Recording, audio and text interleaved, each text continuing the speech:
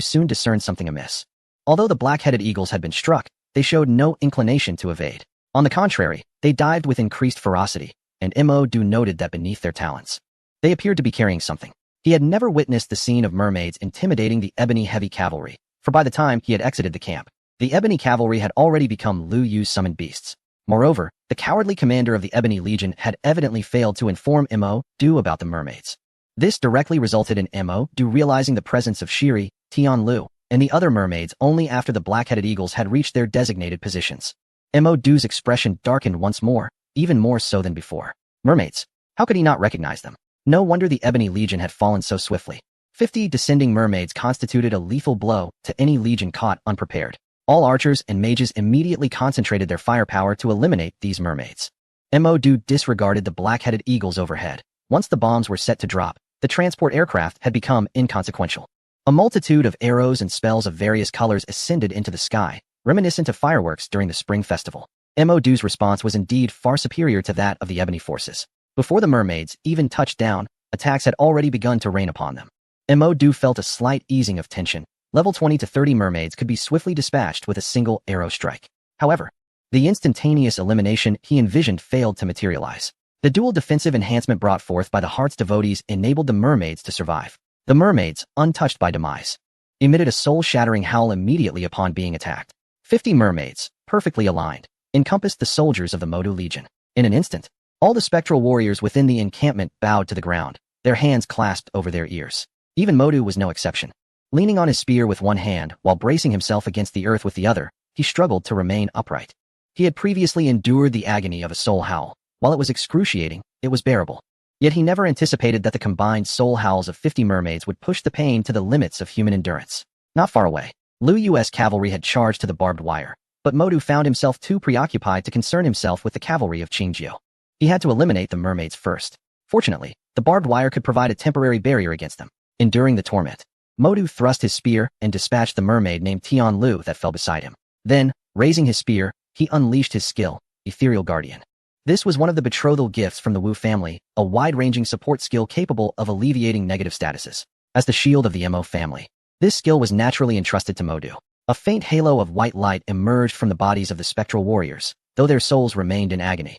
They gradually began to regain consciousness. Some of the more resolute spectral warriors, crawling on the ground, struggled to launch attacks against the mermaids.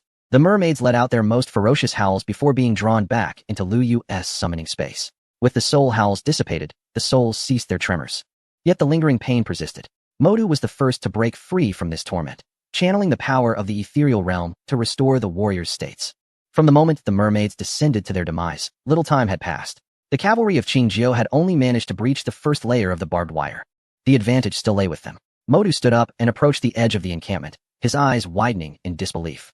He could scarcely believe what he witnessed. Wu Luo had pierced through a barbed wire, shattering it into fragments. This barbed wire was the last remaining barrier of the final layer, crafted by the most skilled artisans of the Mo family. With a mere encounter, it had been obliterated? Chapter 234. The pitfall. Lu Yu stood at the rear of the legion. Utilizing the vision granted by the black-headed eagle, he surveyed the battlefield.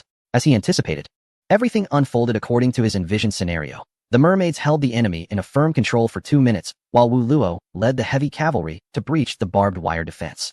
If there was one aspect that took Lu Yu by surprise, it was perhaps the astonishing speed at which the cavalry penetrated the barbed wire. Prior to Wu Luo's spear piercing the barbed wire, Lu Yu had yet to fully grasp the implications of the tenfold damage amplification. Until Yulo effortlessly dispatched a horse barricade, Lu Yu finally grasped the terrifying prowess of the lone brave. It is noteworthy that Yulo was merely at level 79, yet to undergo a second promotion. Even with the augmentations from the war horn, the possibility of annihilating a 100,000 health horse barricade seemed far-fetched. However, under the enhancement of the lone brave, he managed to obliterate a barricade with ease. Henceforth, it is unlikely that any legion would dare to boast of their defensive capabilities in his presence. The shield soldiers of the Modu Legion, stationed behind the barricade, were jolted from their anguished reverie.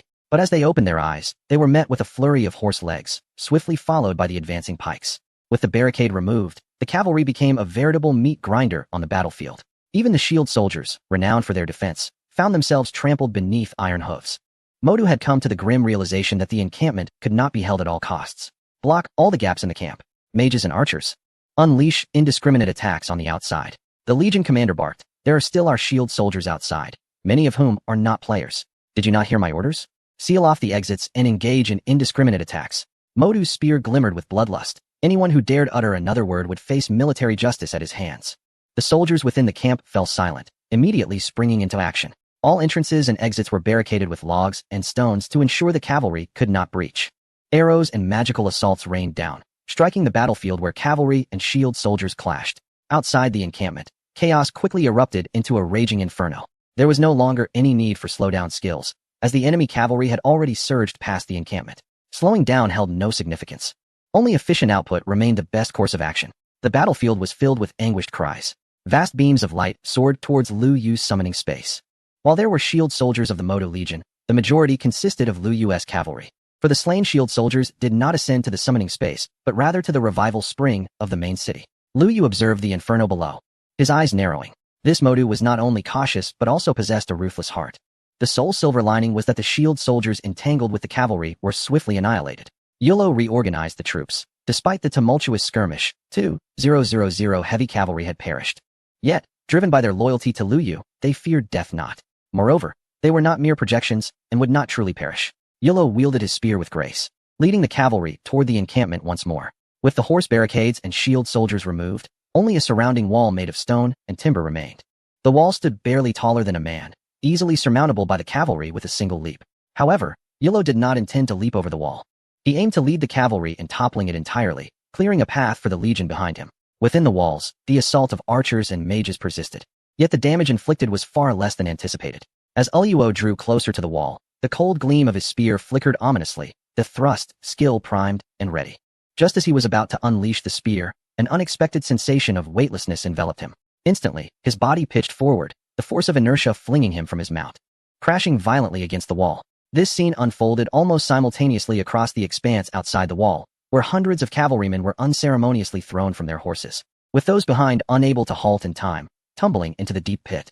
Such chaos was aptly described by the phrase "a horse losing its footing." A pitfall. A smile emerged on Modu's face. How could the cautious strategist rely solely on the visible 3 layers of caltrops? Although the pit was merely a ring outside the wall, the labor required to construct it was no less than that of the 3 layers of caltrops. The earth and stones excavated from the pit had conveniently been utilized to build the very wall itself. Unlike caltrops, which, once destroyed, left a clear path, the pitfall presented an insurmountable barrier unless filled with lives. Even filling it with lives would be futile, for whether corporeal, projected, or summoned, beings would quickly vanish upon death, leaving no means to fill the abyss. Navigating through the gaps between the pits? That would be a classic example of the adding oil to the fire tactic. Modu glanced at the soaring black-headed eagle above. Though he could not strike it, he was aware that Qingjiu was observing the battlefield through the eagle's keen eyes. He intentionally widened his smile, directing his gaze toward the eagle, as if to say, "Qingjiu, even if the outer caltrops are breached, I still possess this ring of pitfalls. Should you wish to breach my encampment, be prepared to pay with lives." Lu Yu furrowed his brow. Initially, he believed the 3 layers of caltrops constituted an extraordinary defense. He had not anticipated that Modu had dug a ring of pitfalls outside the camp as well. No wonder he was referred to as the shield of the Mo clan. His array of tactics was indeed unexpected and ever-evolving. "Alas, you have encountered me." With a mere thought, Lu Yu commanded the cavalry trapped in the pit to cease their struggles, opting instead to lie in a more subdued posture within the confines of the pit. The subsequent cavalry steadied themselves, and the spectral warriors surged through the gaps among them, fearlessly leaping into the abyss. In less than half a minute, thousands of spectral warriors filled hundreds of pits, not with lifeless corpses, but rather with the living, lying down willingly within. The summoned beasts, undeterred by death and oblivious to pain, were met with Lu Yu's cold indifference. He felt no sympathy. They were now his summoned creatures. Yet before this, they had belonged to the spectral tribe, a tribe that had slaughtered countless human lives. The horses whinnied as the cavalry trampled over the bodies within the pits, charging into the encampment. Chapter 235, Explosives. As the cavalry lay motionless at the bottom of the pit, Modu sensed that things were amiss. The scene that he had envisioned, where the cavalry desperately struggled at the bottom of the pit, attempting to leap out, did not materialize. This instilled a chill within Modu. As he witnessed the summoned beasts, oblivious to death and pain, charging towards the abyss, intent on filling it with their bodies, an overwhelming shock flickered in his eyes. He could not allow the pit to be filled. The front line of shield bearers had perished, leaving only the fragile mages and archers who could not withstand the cavalry's onslaught. His mission was to defend the poison pit for 8 hours.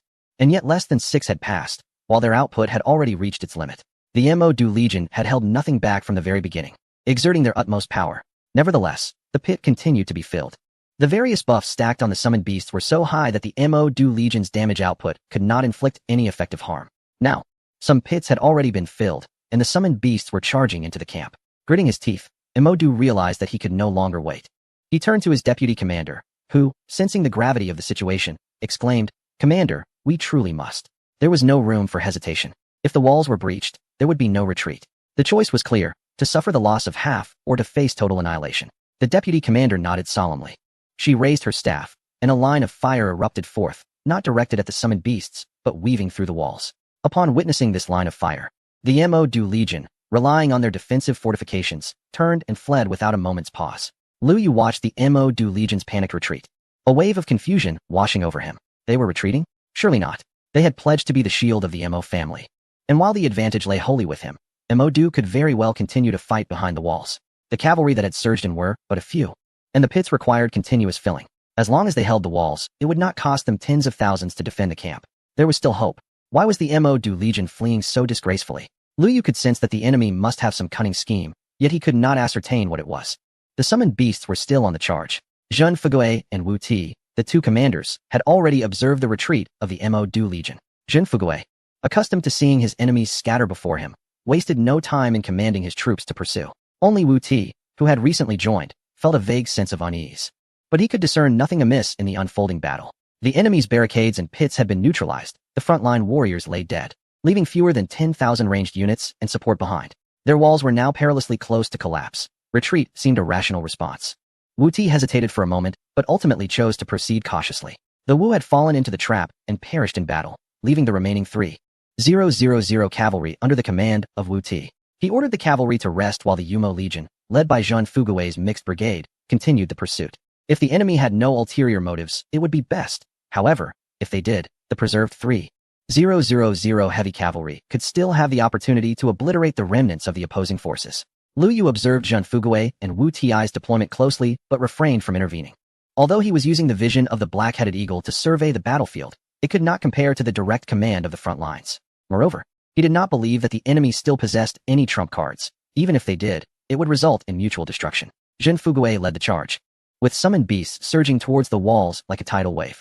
Yet, hidden beneath the walls, concealed fuses were quietly igniting. Just as the multitude of summoned beasts were damaging the walls and preparing to invade the camp, a thunderous explosion erupted from beneath their feet, followed by the trembling of the earth. Everyone, whether from the Mo-Du Legion or the summoned beasts, was knocked to the ground by the sudden tremor. Even Mo-Du himself was taken aback by the tremendous power of the explosives. The walls had completely vanished, leaving behind a chasm over 20 meters wide. The abyss was unfathomable, with wisps of black smoke drifting skyward. Those who came into contact with the smoke immediately succumbed to poisoning. Mo-Du stood in stunned silence. The explosives had been acquired from the Mo family.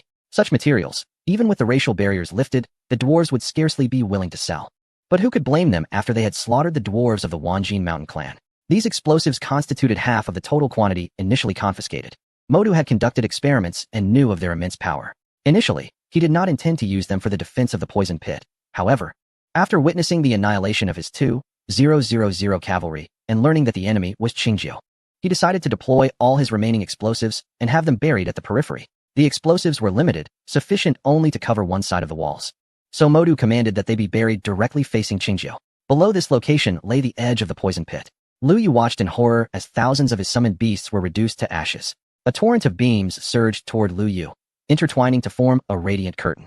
The number had nearly reached 10,000. Liu Yu felt a sharp pang in his heart, not for the 10,000 Yumo troops being banished back to the summoning space, but for the over 10,000 goblin troops and spectral guardians that had perished entirely. Those were projections he had tamed among the human race and could not be resummoned after death. A single siege had cost him half of his legion. The explosives, buried beneath the camp and possessing such devastating power, was beyond Liu Yu's wildest imagination. Now, aside from the 3,000 heavy cavalry, fewer than 2,000 summoned beasts remain unscathed by the blasts.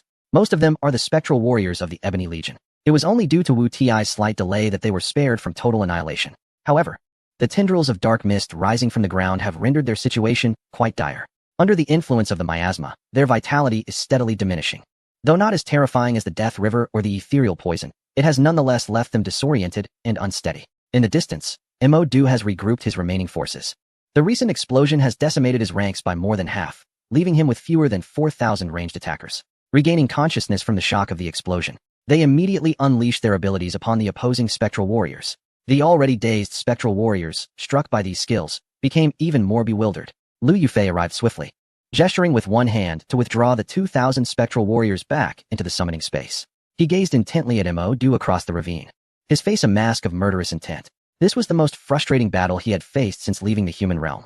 Chapter 236, a Pyrrhic Victory. The deep ravine separates Mo Du's legion from Lu Yu. Both sides appear exceedingly tense. In Mo Du's calculations, he was willing to sacrifice half of the poison layer to ignite explosives, believing it would obliterate 80% of Lu Yu's forces. The remaining 20% would presumably fall into the poison layer, gradually succumbing to the miasma. If fortune smiled upon him, and the fallen summoned beasts were all of the spectral variety, he could replenish some of his lost miasma. Indeed, the explosives had annihilated nearly 80% of Lu Yu's summoned beasts, and the miasma had indeed played a role. However, directly across the ravine, 3,000 heavy cavalry remained entirely unaffected. Fortunately, this ravine, with its width of over 20 meters, posed a formidable barrier for the heavy cavalry. Should the enemy choose to circumvent it, they would still encounter caltrops and pits. Although events have not unfolded as Mo Du had anticipated, given the current situation, he still believes he can defend this stronghold. He need only focus on the movements of the heavy cavalry and make the necessary preparations. While awaiting the arrival of the Lord of the Spectral Kin, the only disappointment is that the miasma from the poison lair seems to be dissipating more than expected. Yet, there is little that can be done. Preserving the poison lair is already a significant achievement. Producing slightly less ethereal poison should not pose much of an issue. As Mo Du pondered this, he kept a vigilant watch on Lu Yu's actions. Now more than ever, he could not afford to be careless. However, in the next moment, his eyes widened in shock. Lu Yu, gazing at the ravine before him, smirked knowingly. He could easily discern the intentions brewing in Mo Du's mind. Although Lu Yu was unaware of the arrival of the children of the Nether, he understood that after he completely annihilated the Ebony Legion, a more formidable force would undoubtedly be on its way. At present, Mo Du was intent on utilizing the ravine for defense, biding time for reinforcements. Yet, this shield of the Mo family seemed to have forgotten that he was a summoner, and those 3,000 heavy cavalry were his summoned beasts. The 20-meter gap was insurmountable for the heavy cavalry. However, why should the cavalry be the ones to traverse it? With a mere gesture, Lu Yu summoned the 3,000 heavy cavalry back into the realm of summoning. He then approached the ravine step by step, halting at the very edge of the archer's range. Here lay the limit of the enemy's arrows, yet not the boundary of his summoning prowess. As Mo Du observed Lu Yu's deliberate advance, a flicker of confusion crossed his features, prompting him to prepare his archers for an attack. But as Lu Yu raised his hand once more, realization dawned upon Mo Du, and the calm demeanor on his face vanished in an instant.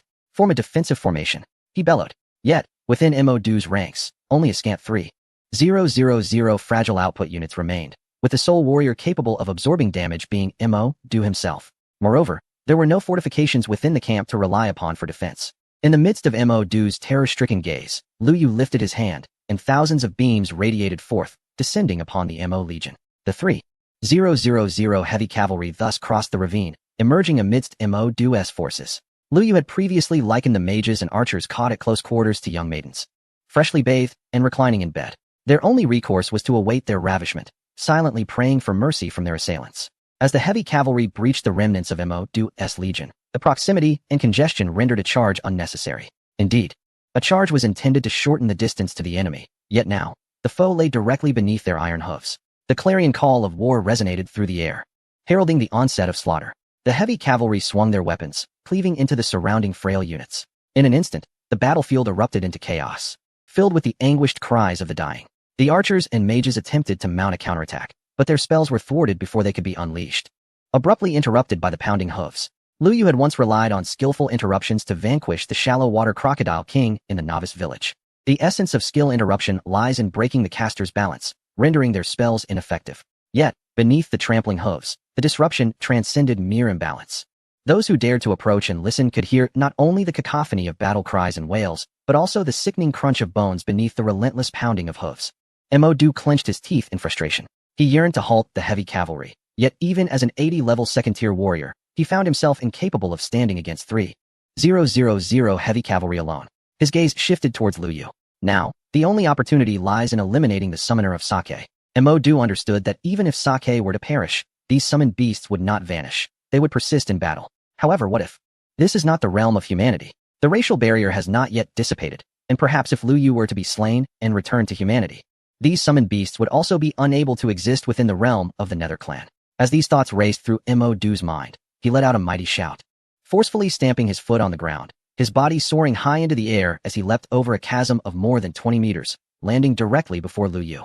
Yet, as he reached the apex of his leap, regret washed over him, for he suddenly recalled that Lu Yu possessed a summoned beast identical to Mo Lu. Mo Du knew he could not defeat Mo Lu, and thus, he would also be unable to vanquish the Lord of the Nether Fortress. But it was too late. Before he could cross the chasm, his form had vanished entirely. Lu Yu clicked his tongue, despite finding the profession of Nether Bard repugnant in his previous life. There was an undeniable thrill when the Nether Bard was on his side. It was akin to lacking nuclear weapons, where one would strain to devise diplomatic strategies against smaller nations. Yet once in possession of such power, one merely needed to sit back and pose the question, who agrees? Who opposes? On the other side of the chasm, the battle neared its conclusion. In less than 3 minutes, the remnants of Mo Du's legion had suffered near total casualties. Many heavy cavalry began to scour the battlefield. However, Lu Yu felt no triumph in victory, for this was not a true victory, even if it could be deemed so. It was merely a Pyrrhic one. The 8,000-strong Goblin Legion, including Jinjia and their loyal guards, had been utterly annihilated. The 3,000 Nether Guards had similarly vanished from the summoning realm. The remaining nearly 20,000 Nether Warriors would require a 4-hour cooldown for summoning. Meanwhile, reinforcements from the Nether clan could arrive at any moment. A flash of light heralded the appearance of the Lord of the Nether Fortress. While Mo Du had already entered the summoning space, Lu Yu immediately summoned him forth. Before Lu Yu could utter a word, Mo Du spoke. Master, the Son of the Nether has commanded me to hold this position for 8 hours, and he shall arrive thereafter. There is now less than half an hour remaining. Chapter 237. Artificial Purification transformed into a summoned beast. Mo Du promptly aligned himself with Lu Yu. The Son of the Nether would indeed come. Lu Yu's gaze sharpened. He yearned to eliminate this individual who had personally orchestrated his demise. Yet reason reminded him that even in peak condition, he could not contend with a third-tier Son of the Nether. The most pressing matter now was to dismantle the conditions for concocting Nether poison. Where is the team responsible for brewing the Nether poison within your legion? Mo Du, feeling a tinge of shame, lowered his head. Master, I informed them that after I ignited the explosives, they must immediately use the return scrolls. They have likely already returned to the main city. Lu Yu inquired. Are you truly this cautious? Even such matters are meticulously arranged. So tell me, how can we swiftly dismantle the process of poison refinement? Logically, the environment of the poison cavern has been compromised. Once the miasma dissipates, the Nether poison can no longer be concocted. Do I really need to spell this out for you? Before the miasma here dissipates, the child of Nether will arrive. At that point, he will undoubtedly seek ways to suppress the spread of the miasma. Lu Yu's assault on Mo Du's encampment was aimed solely at disrupting the refinement of the Nether poison. Now that the entire Mo Du Legion has been annihilated, there is no time to methodically devise a plan to eradicate the Nether poison. Wouldn't this battle then be in vain? Master, I do have a contingency plan, Mo Du timidly suggested. What is it? Speak quickly. Lu Yu's heart simmered with anger. Entirely directed at the present Mo Du yet, now that he was his summoned beast, and with the shield firmly in his grasp. Lu Yu was reluctant to part with him. We can accelerate the dissipation of the miasma, or rather, purify it. Purify? Do you possess a potion for purifying the miasma? Or perhaps some special skill? Lu Yu had already observed that the potions given to him by Sun Miao were ineffective for the current situation. None of those. Mo Du responded, but master, we have our own people. He gestured towards the summoned beasts who were clearing the battlefield. Master, while the miasma is toxic, its potency is far less formidable than that of the Nether poison. Furthermore, once the period of poisoning has passed, one can return to a normal state. If we descend and absorb as much miasma as possible, even if we cannot eliminate all of it, we can resolve the majority before the child of Nether arrives. The remaining miasma, even if refined into Nether poison, will be minimal. Do you hear yourself? No wonder you call it a contingency plan. Purification, in essence, is manual purification. This is even less humane than inhaling formaldehyde in a cramped room. However, it does seem feasible. Lu Yu pondered. After all, there were no better alternatives at hand. It was a case of treating a dead horse as a living one. With a decisive command, Lu Yu ordered all summoned beasts to halt their tasks and leap into the poison cavern, excluding those who could not be summoned due to death. Lu Yu could currently mobilize just over 10,000 personnel, 3,000 heavy cavalry, 4,000 frontline warriors of the Mo Du Legion, and over 3,000 from the rear. Of the entire Mo Du Legion of 20,000, Lu Yu had only subdued fewer than 10,000, which included the 2,000 cavalry previously acquired. The remaining 10,000 souls either perished in the flames ignited by the Mordu Legion or were hurled into the heavens by explosions. For the first time, after concluding a battle, Lu Yu found that the summoned beasts he had acquired could not compensate for the loss of those that had fallen. Over 10,000 specters, including Mordu, had all entered the toxic pit to inhale deeply. Even the meager, fragmented summoned beasts he had previously collected, those of levels 10 and 20, were cast into the abyss. To be candid, Lu Yu felt this notion was utterly lamentable. Yet, paradoxically, this approach became the sole solution to the predicament. leaving him in a state of bemusement. The black-headed eagle circled from a distance, vigilantly observing the situation below. The son of the underworld could arrive at any moment, compelling Lu Yu to prepare for a hasty retreat. He scrutinized his summoning panel, noting that nearly all of his summoned beasts had succumbed to a state of poisoning. Even the lower-level creatures had perished from the toxins. Strangely, the miasma of corpses within the toxic pit showed no sign of abating. Anxiously, Lu Yu realized this was indeed a dreadful idea. However, in the next moment, a sudden transformation occurred within the miasma-laden toxic pit. The black, corpse-laden fumes began to dissipate of their own accord, and the pace of this dissipation quickened. Lu Yu's eyes widened in disbelief. Below, Mordu erupted in jubilant cries. "Master, it has succeeded. I knew this method would work." Lu Yu furrowed his brow. This shouldn't be happening. In just a few minutes, the miasma had nearly vanished. Could artificial respiration be this effective? No, it could not solely be attributed to that. Suddenly, a realization struck him. In his attempt to disrupt the poison crafting process, he had deliberately left a few underworld sentinels inside. However, Mordu had discovered and swiftly eliminated them. The presence of living beings in the toxic pit was likely due to their respiration disrupting the specialized miasma. Lu Yu surmised that this was indeed the case. Unexpectedly, a desperate and improvised strategy had fortuitously resolved the issue. Mordu's exclamations grew faint as the accumulation of miasma within him intensified, leaving him increasingly disoriented. As an 80-level second transformation being, Mordu was already feeling dizzy, while the other summoned beasts were in an even more confused state. The miasma in the toxic pit had been largely dissipated, though a small portion still lingered in the corners. Nevertheless, there was no cause for concern. Before all summoned beasts were poisoned to death, this remaining miasma would surely be eliminated. At that moment, Lu Yu sensed a loss of contact with one of the black-headed eagles, situated upstream of the Death River. The eagle had not transmitted any information before its demise, nor had Lu Yu glimpsed anything through its eyes. However, he was certain that this black-headed eagle had not fallen to some wild beast. He felt almost certain that the son of the underworld was imminent. Lu Yu harbored no illusions of safety. Without uttering a word, he summoned his steeds and turned to flee. The summoned beasts left behind in the toxic cavern continued to wreak havoc on the remnants of the corpse energy. For regardless of whether they succumbed to poison or fell to the hands of the son of the underworld, they would ultimately return to their summoning space. Guiding his steeds, Lu Yu ran in the opposite direction of the dead river, fully aware that crossing it was beyond his current capabilities. Fleeing toward it would lead him to an inevitable demise. Shortly after Lu Yu's departure, a figure clad in a blood-red robe, a denizen of the underworld, arrived at the entrance of the toxic cavern. Observing the scant remnants of corpse energy, his countenance darkened, as if one could extract water from his frown. The son of the underworld sheathed his dagger and withdrew his staff from his pack. With a flourish, he swept the staff, unleashing a black ray that cleaved through the entire cavern. Any remaining summoned beasts within were severed in two by the beam, dissipating into beams of light that soared toward Lu Yu's summoning space. The son of the underworld squinted at the direction of the departing beams. Chapter 238, Real-Time Tracking. Initially, the son of the underworld had led his personal guards in pursuit. However, in his haste, he had left them far behind. Yet, he arrived too late. The corpse energy had dwindled to near nothingness. If the quantity of corpse energy within the toxic cavern had once been likened to a pond, it now barely resembled a small puddle. The son of the underworld leapt into the cavern and retrieved a specially crafted container from his pack. He collected the last vestiges of corpse energy, then withdrew a vial of water from the dead river, bringing the mouth of the container close to the river water. The two began to merge. The once clear water from the dead river grew murky, darkening until it resembled thick ink. After the passage of a day, this concoction would transform into underworld poison. The son of the underworld stowed the vial in his pack. It was the last remaining bottle of underworld poison and must be utilized at the most critical juncture. Once more, he cast his gaze toward the direction in which Lu Yu had fled. Extending his underworld senses, he found no trace of him. Ultimately, he was a step too late. The previous beam had revealed Lu Yu's escape route, yet the distance made tracking him akin to climbing a mountain. He tapped his fingers in the air, forming a message that he dispatched before setting off in pursuit of Lu Yu. The growth of Qingjio could no longer be permitted. He possessed the power to annihilate two major legions single-handedly. Should he be allowed to flourish unchecked, the consequences would be dire. Meanwhile, Lu Yu pressed on relentlessly, realizing that the returning beam had betrayed his escape route. Nonetheless, he harbored no regrets about leaving the summoned beasts behind in the toxic cavern, for it maximized the destruction of the corpse energy within. Lu Yu was well aware of the potency of underworld poison. By diminishing their production of it, he reduced the threat to humanity by a fraction. Moreover, he had already run several miles away. At such a distance, the probability of the son of the netherworld accurately locating his position was akin to winning the lottery with a casual purchase.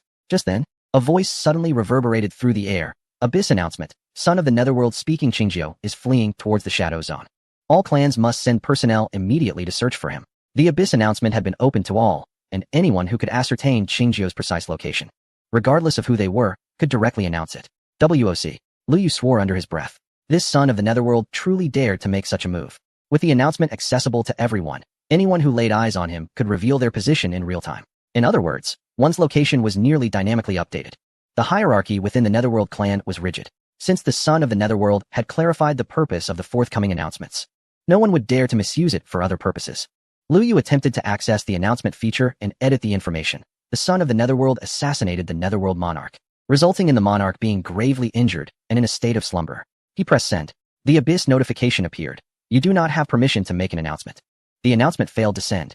Unsurprisingly, Lu Yu was not among those granted access. He summoned Woody, only to find that he could not even open the announcement panel. Well, the path of misleading military intelligence had been effectively blocked. Abyss announcement, Mu Siyuan speaking Qingjiu's current location, Shadow Zone, 7544-6901. WOC. Lu Yu was taken aback. Had someone reported their location so swiftly? The black-headed eagle patrolled the skies and soon spotted a shadow lurking behind the trees, none other than Mu Siyuan, the one making the announcement. When Lu Yu was embroiled in fierce combat with the Wumu Legion and the Modu Legion, no other members of the Netherworld clan had appeared. This was not due to their absence, but rather because ordinary individuals had retreated far from the battlefield at the first sign of conflict. No non-combatants would dare to poke their heads around the battlefield unless they found life too mundane and were unwilling to resolve their own issues. Now, with the battle long concluded, Lu Yu was left without summoned beasts, entirely on his own after running such a distance. The presence of a human amidst the sea of darkness had already caught the attention of the Netherworld clan. This individual was only level 30, resembling a young child who had just come of age and was primarily focused on mining. The skeleton general charged forth on horseback, and with a single assault, he effortlessly eliminated Mu Siyuan. Whether it was those who saw Lu Yu or Lu Yu himself, none were allowed to survive. The black-headed eagle swiftly scanned the surroundings, uncovering each hidden member of the Netherworld clan one by one. All were individuals without a first transition. The skeleton general charged left and right, moving through the chaos as if in an uninhabited realm. Since the onset of large-scale Legion warfare, the skeleton general has seldom had the opportunity to take the stage again. As a level 60 boss, his rank pales in comparison to that of the Wraith warriors. Now, confronted with these level 20 to 30 Wraiths, he has finally reclaimed his former glory. Many of the Wraiths had not yet announced Lu Yu's location when the skeleton general's blade had already severed their heads. Observing the ever-increasing summoning beasts within the summoning space, Lu Yu could not help but feel perplexed. Given that the Wraiths have entered the Abyss for quite some time, there should not be many who have yet to complete their first transition. Why, then, did he encounter over a dozen that were all in their 20s and 30s? Moreover, they appeared quite youthful. In his previous life, Lu Yu's engagements with the Wraiths had always been a matter of local defense. He was virtually ignorant of the internal circumstances within the Wraith faction. Nevertheless, this did not hinder him from forming certain conjectures. For instance, could this Shadow Zone be a breeding ground for the Wraith's new generation? The human race had yet to enter the Abyss and remained unaware of its reproductive mechanisms. However, Lu Yu understood that the mechanisms of procreation within the Abyss were scarcely different from those in the external world. Since the inception of the game Abyss, no prohibitions against excessive behaviors have ever been enforced. Presently, some licentious transactions have begun to shift into the Abyss. After all, the experience remains the same. In fact, one could elevate their perception to 150 here, obtaining even more exquisite sensations. If this truly is the habitat of the new generation of Wraiths. A smile began to curl at the corners of Lu Yu's mouth. He realized that the Wraith child was undoubtedly pursuing him closely. Yet, this did not deter him from undertaking certain actions right beneath the Wraith child's nose. The genuine method to annihilate a race is to obliterate their next generation. Chapter 239. A feint to the east, attack from the west. Lu Yu galloped forward at breakneck speed. The incessant announcements echoing in the air left him no room for hesitation. He was certain that if he paused even for a moment, the Wraith child would swiftly locate him. Fortunately, the black-headed eagle possessed remarkable eyesight, enabling it to quickly identify the position of the announcer immediately after Lu Yu's coordinates were revealed. Several times, before the announcements were made, the black-headed eagle had already spotted the Wraiths, averting further exposure of Lu Yu's location. However, as Lu Yu ventured deeper, the skeleton general found himself increasingly overwhelmed. Not only was he facing higher-level Wraiths, but the number of Wraiths Lu Yu encountered was also on the rise. The effects of the Wraith child's announcements were finally beginning to manifest. This could not continue. He would inevitably be cornered. Lu Yu continually shifted his direction. Yet, no matter which path he took, he encountered Wraiths, leading to the continued exposure of his location. Lu Yu attempted to employ a stealth potion. Unsurprisingly, his stealth was significantly diminished in the presence of the Wraiths. In a twist of fate, the Shadow Clan failed to detect his whereabouts. However, upon encountering another member of the Shadow Clan, his position was once again compromised. Lu Yu took a deep breath, striving to maintain his composure. The signature skill of the Shadow Bard is known as Surrounded by Enemies. At this moment, Lu Yu felt as if he were ensnared in a dire predicament, truly surrounded by foes. It is nearly impossible for a human to escape undetected in the territory of the Shadow Clan, especially when their leader is personally orchestrating the hunt for him. With a resolute bite of his teeth, Lu Yu came to an abrupt halt. The Shadow Bard, Tian Luan, and Sun Tianhua mobilized to eradicate all Shadow Clan members within a radius of 1 kilometer. For the foreseeable future, no one would be able to disclose Lu Yu's location. He released all his black-headed eagles, allowing them to disperse in all directions from his position. These eagles were not tasked with attacking the encroaching Shadow Clan. Rather, their mission was to explore the surrounding area and map it as extensively as possible. Over 3 hours had passed since he left the poison cave, and Lu Yu had been on the run for just as long. Within his summoning space, aside from Mo Du and the 3,000 heavy cavalry, he was nearly ready to summon anew. He could call forth a legion of 20,000 ebony troops, 6,000 Mo Du troops, and 1,000 dwarf defenders. This was the entirety of his current summoning power. These forces would effortlessly handle the Shadow Clan that was currently pursuing him. Yet they would be insufficient against the Shadow Sun. Lu Yu harbored no illusions about being able to defeat the Shadow Sun at this juncture. A third transition Shadow Sun is formidable. Even an army of 30,000 would be of little use, let alone 300,000 or 3 million. A significant transformation occurs when one advances to the second transition, not to mention the third. At last, a black-headed eagle returned with news of a stronghold teeming with Shadow Clan members. This place housed a multitude of beings ranging from levels 1 to 20, and even some below level 10. Lu Yu's eyes sparkled with excitement. He had finally located it. This was the nursery of the Shadow Clan. Such large clans systematically train their newborns, not solely for better cultivation, but also for effective indoctrination. Lu Yu extended his hand, employing a technique of duplication. An identical entity emerged from within him, even sharing the same ID. With a flourish of his staff, 2,000 light cavalry and 10,000 shadow warriors materialized. The sheer number of summoned creatures would undoubtedly reveal Lu Yu's intentions. Yet, at this moment, that was precisely the outcome he desired. He looked at his duplicate, Qingjiu. I entrust this task to you. The duplicate nodded, letting out a sharp cry as it led the light cavalry and shadow warriors in the opposite direction of the nursery. Meanwhile, Lu Yu retrieved a golden mask from his backpack and slowly donned it upon his face. His previous maneuvers, including changing direction and using stealth potions, were all part of a carefully orchestrated plan. All of this is merely a performance for the Nether Clan. He intends to make the Nether Sun trailing behind him believe that he has reached a dead end. However, the reality is quite the opposite. The doppelganger, Clear Wine, accompanied by light cavalry and nether warriors, is charging towards the area with the highest concentration of the Nether Clan. Meanwhile, Lu Yu has switched mounts and is racing towards the nursery. Just as you once slaughtered the city of Lingfeng, today I shall exact my revenge upon you. A few minutes later, the Nether Sun arrived at the location from which Lu Yu and the doppelganger had departed. The announcement had already drawn attention to Clear Wine's position, as the presence of over 10,000 individuals was simply too conspicuous. Numerous individuals capable of directly contacting the Nether Sun began reporting Clear Wine's status through chat. Now, the entire Nether Clan was aware of the Nether Sun's resolve to eliminate Clear Wine.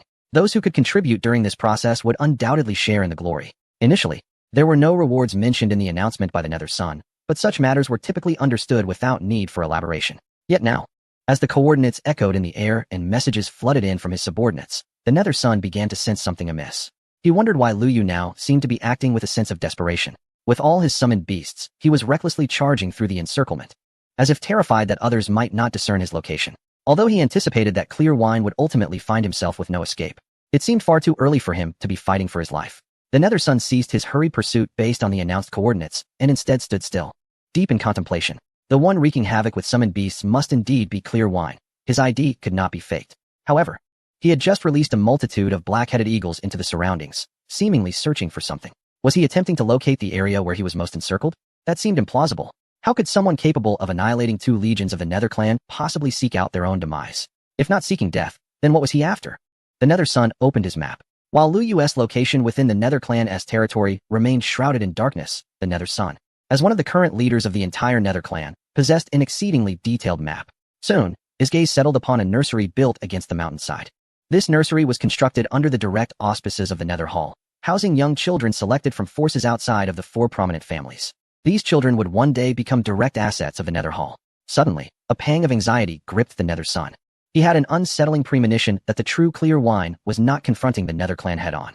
The real Clear Wine was targeting this nursery.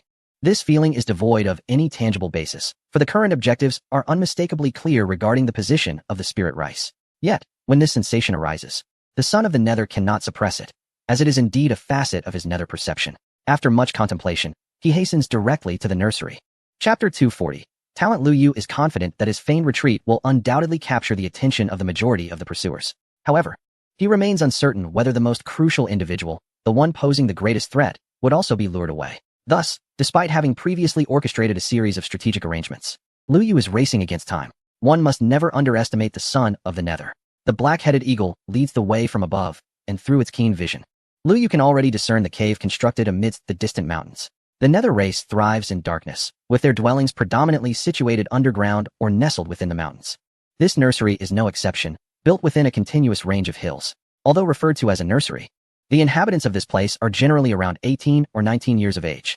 In the abyss, one is considered an adult upon reaching the age of 15, as they can acquire experience through the slaying of wild monsters. It is now past midnight, the time when the Nether race is most active. All of the Nethergale squad have emerged from their cave, lined up outside in perfect formation, all at a consistent level of 39. They stand on the cusp of their first advancement. It is unclear whether this is due to a lack of available wild monsters for leveling or a deliberate withholding of experience. At this moment, a diminutive figure steps forward. The title and ID above his head reveal his identity. Instructor Fusa, level 80, second advancement. Behind him, a group of nether guards oversees several iron cages, all shrouded in black cloth, concealing their contents. Fuso approaches the Nethergale squad, and the previously boisterous crowd falls into an immediate silence. His gaze sweeps over the gathered squad as he intones, "The Nether Temple instructs us."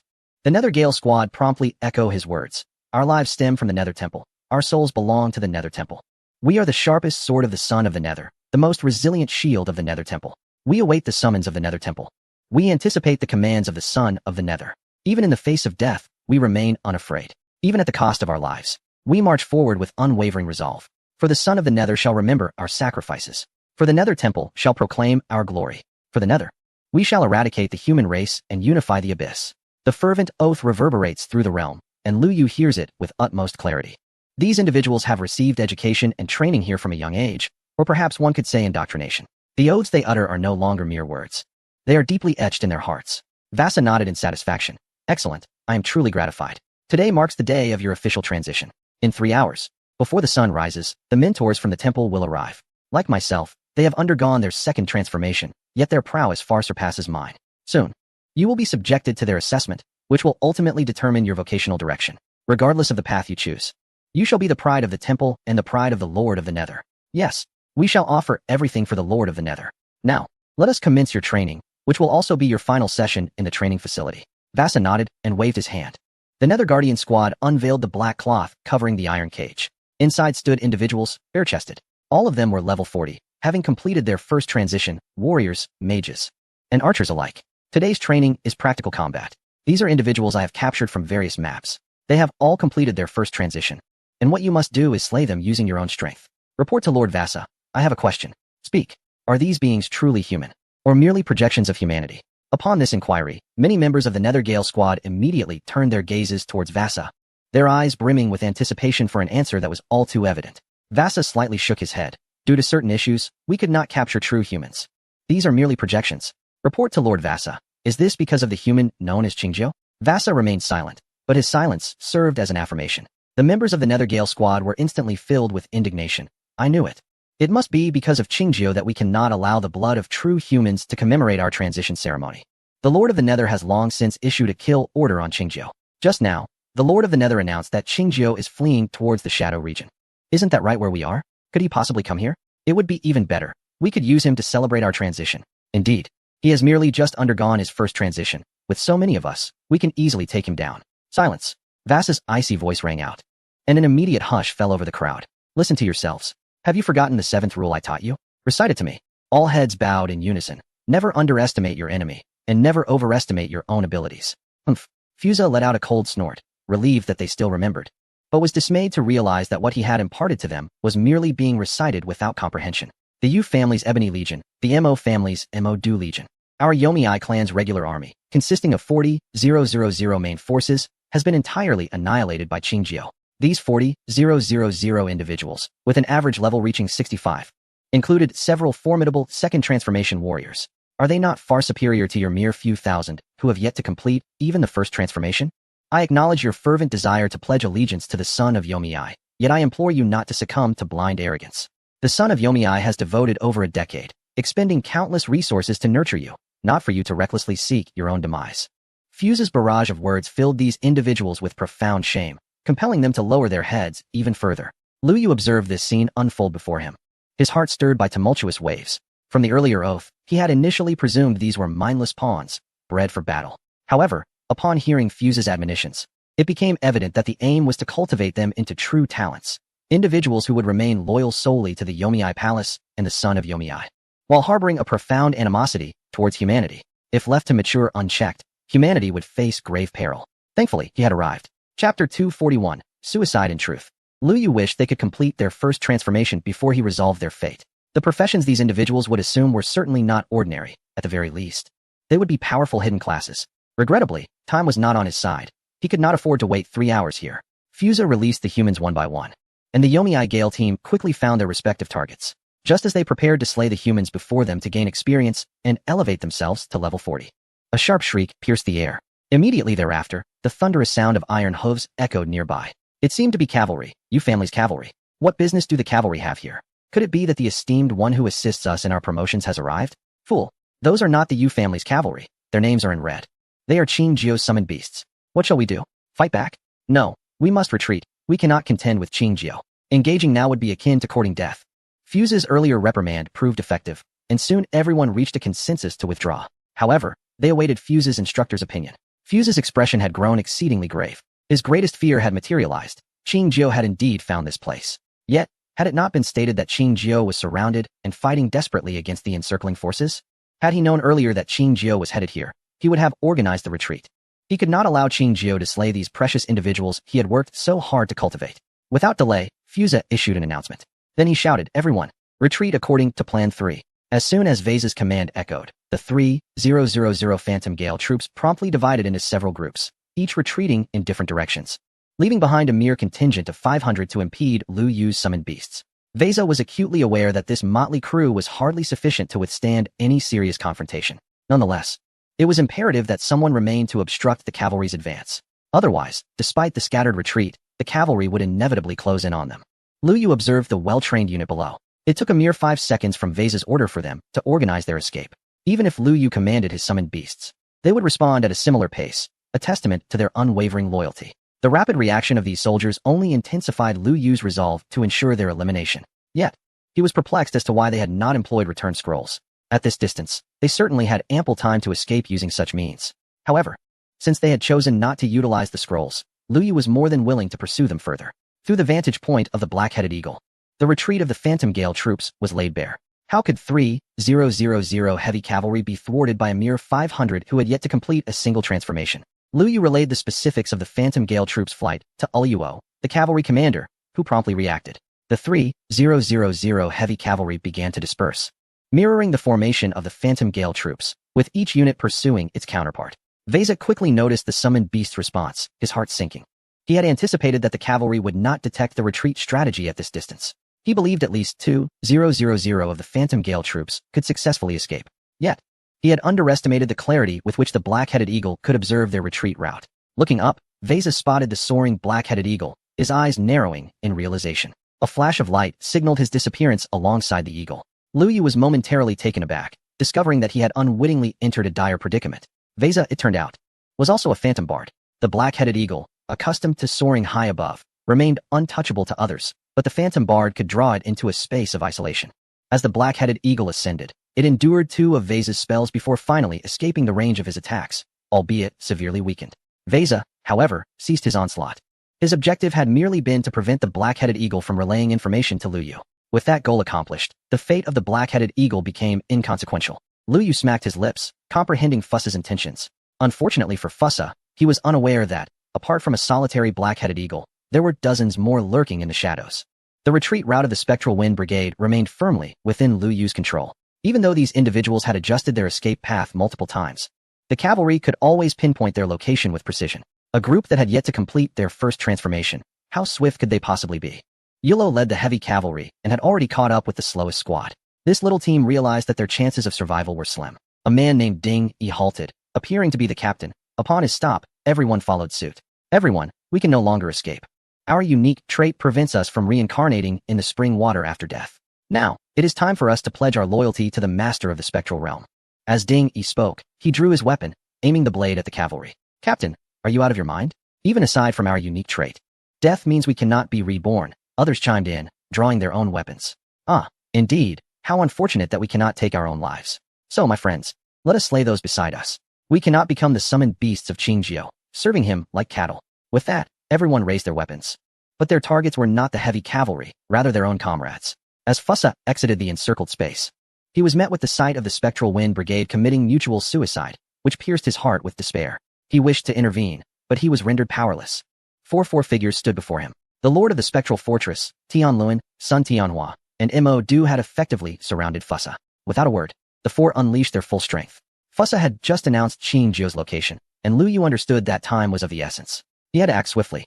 The suicide of Ding Yi's squad continued, as they unleashed their most formidable skills, dazzling lights flashing all around. To Lu Yu's astonishment, he realized he did not recognize any of their skills. In his previous life, he had fought countless battles against the Spectral Clan. What skills had he not witnessed? Yet now, this small squad of several hundred possessed skills that were entirely unfamiliar to him. The only plausible explanation was that these techniques were their own creations. Lu Yu took a deep breath as the war horn sounded in the air. He wished to prevent the Spectral Wind Brigade from annihilating one another. These were hundreds of original skills. What a tremendous loss it would be if he could not harness them for his own use. Alas, these individuals appeared truly unafraid of death, and as the cavalry charged, only Ding Yi remained of that squad, not because the cavalry had fortuitously arrived, but because no one was left to assist him in ending his life.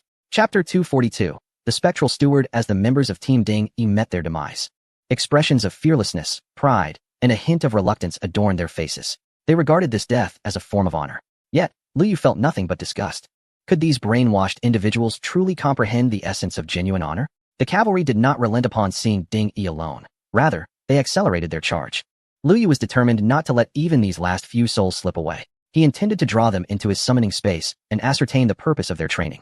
A battalion of several hundred, each possessing unique skills, must have come at a tremendous cost from the Sons of the Abyss.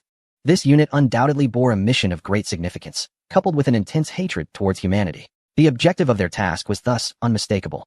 Lu Yu discerned that the Spectral Clan, the mightiest of the abyssal races, had been relentlessly targeting humanity from the very beginning, both in past lives and the present. Even in this incarnation, their focus was more pronounced and fervent. One might find this perplexing. However, curiously, Lu Yu felt no confusion. He recalled a saying, "It is a sleeping lion. May it remain in slumber forever." The thunderous sound of iron hooves echoed as a scene akin to that of Team Ding Yi unfolded among other squads. They were acutely aware that they could not outrun level 70 cavalry, and their instructor had vanished without a trace. The cavalry finally caught up to the fleeing Spectral Gale team, yet their numbers had dwindled to a mere handful. Wu Luo harbored no sympathy for these individuals. The iron hooves were poised to trample over them. Just then, shadows descended, rescuing the remaining members of the Spectral Gale. Qingjiu, indeed, you are here. How dare you slay the seedlings of our spectral shrine? I shall rend you limb from limb. 7 individuals appeared, each bearing the identical title of Spectral Steward. This position was exclusive to the Spectral Shrine. These 7 stewards had initially come to facilitate the first transition for the Spectral Gale team. En route, they had encountered the announcement from the Sons of the Abyss and hastened their journey, arriving 3 hours early. Yet they were still too late. The once 3,000 strong Spectral Gale team had dwindled to single digits. Upon the arrival of these 7, Lu Yu realized he could no longer withdraw the remaining members. With the stewards present, the Sons of the Abyss would soon follow. He could not afford to be ensnared here. The 3,000 iron steeds encircled the 7 spectral stewards as Lu Yu seized the opportunity to flee. Now you wish to escape? It is too late. The 7 stewards moved in perfect synchrony, charging towards a single direction. 7 level 80-second transformation warriors surged forth, rendering even the cavalry hard-pressed to fully obstruct their advance. 2 mages bellowed in unison. You focus on intercepting Qingjiu, while I hold back these cavalrymen. With that, one raised his staff, and the earth beneath them split asunder, terrifying fissures extending from his feet towards the cavalry. The foremost heavy cavalryman tumbled into the gaping chasm. The other mage similarly raised his staff, causing the earlier cracks in the ground to swiftly close, entombing the cavalryman within, who then transformed into beams of light, soaring towards Lu Yu. As the 2 mages unleashed their formidable spells, the remaining 5 charged towards Lu Yu in unison. They understood that Qingjiu possessed at least 4 second transformation summoned beasts, and thus dared not display even a hint of negligence. The 5 advanced and retreated in concert. Lu Yu glanced behind him, realizing that he could not escape until he dealt with these 5 underworld stewards. Turning around, he summoned forth his allies with a single gesture. Sun Tianhua, the underworld fortress master, Tianluan, Mo Du, and the recently tamed Vulsar appeared. The 5 underworld stewards visibly flinched at the sight of Valsa. They were already acquainted with Lu Yu's first 4 summoned beasts, but had not anticipated that Valsa would also be vanquished in such a short span of time. Consequently, the balance of power shifted, even tipping slightly in favor of Lu Yu, as among Qingjiu's 5 second transformation summoned beasts, 2 were underworld minstrels, whereas the stewards possessed only 1. Although the remaining 4 were also formidable hidden-class warriors, they fell short compared to the underworld minstrels in one-on-one encounters.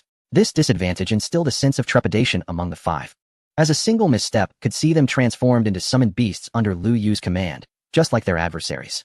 Regardless, we must delay Qingjiu. The underworld sun shall arrive shortly. One of them urged. In this precarious situation, their greatest reliance lay in the imminent arrival of the underworld sun. The moment they spotted Qingjiu, they had already dispatched a message to him.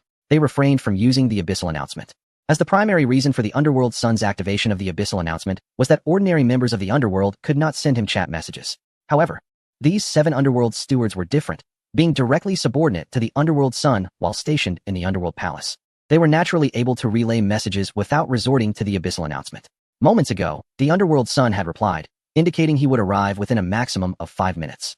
With 2 minutes elapsed since his response, they needed only to stall Qingjiu for 3 more minutes to complete their task. Meanwhile, the 2 mages continued their fierce battle with the heavy cavalry, their shields nearing collapse. The disparity in level had been compensated for by sheer numbers. Yet the 2 could only endure with great difficulty, acutely aware that Qingjiu had summoned 5 second transformation beasts of his own.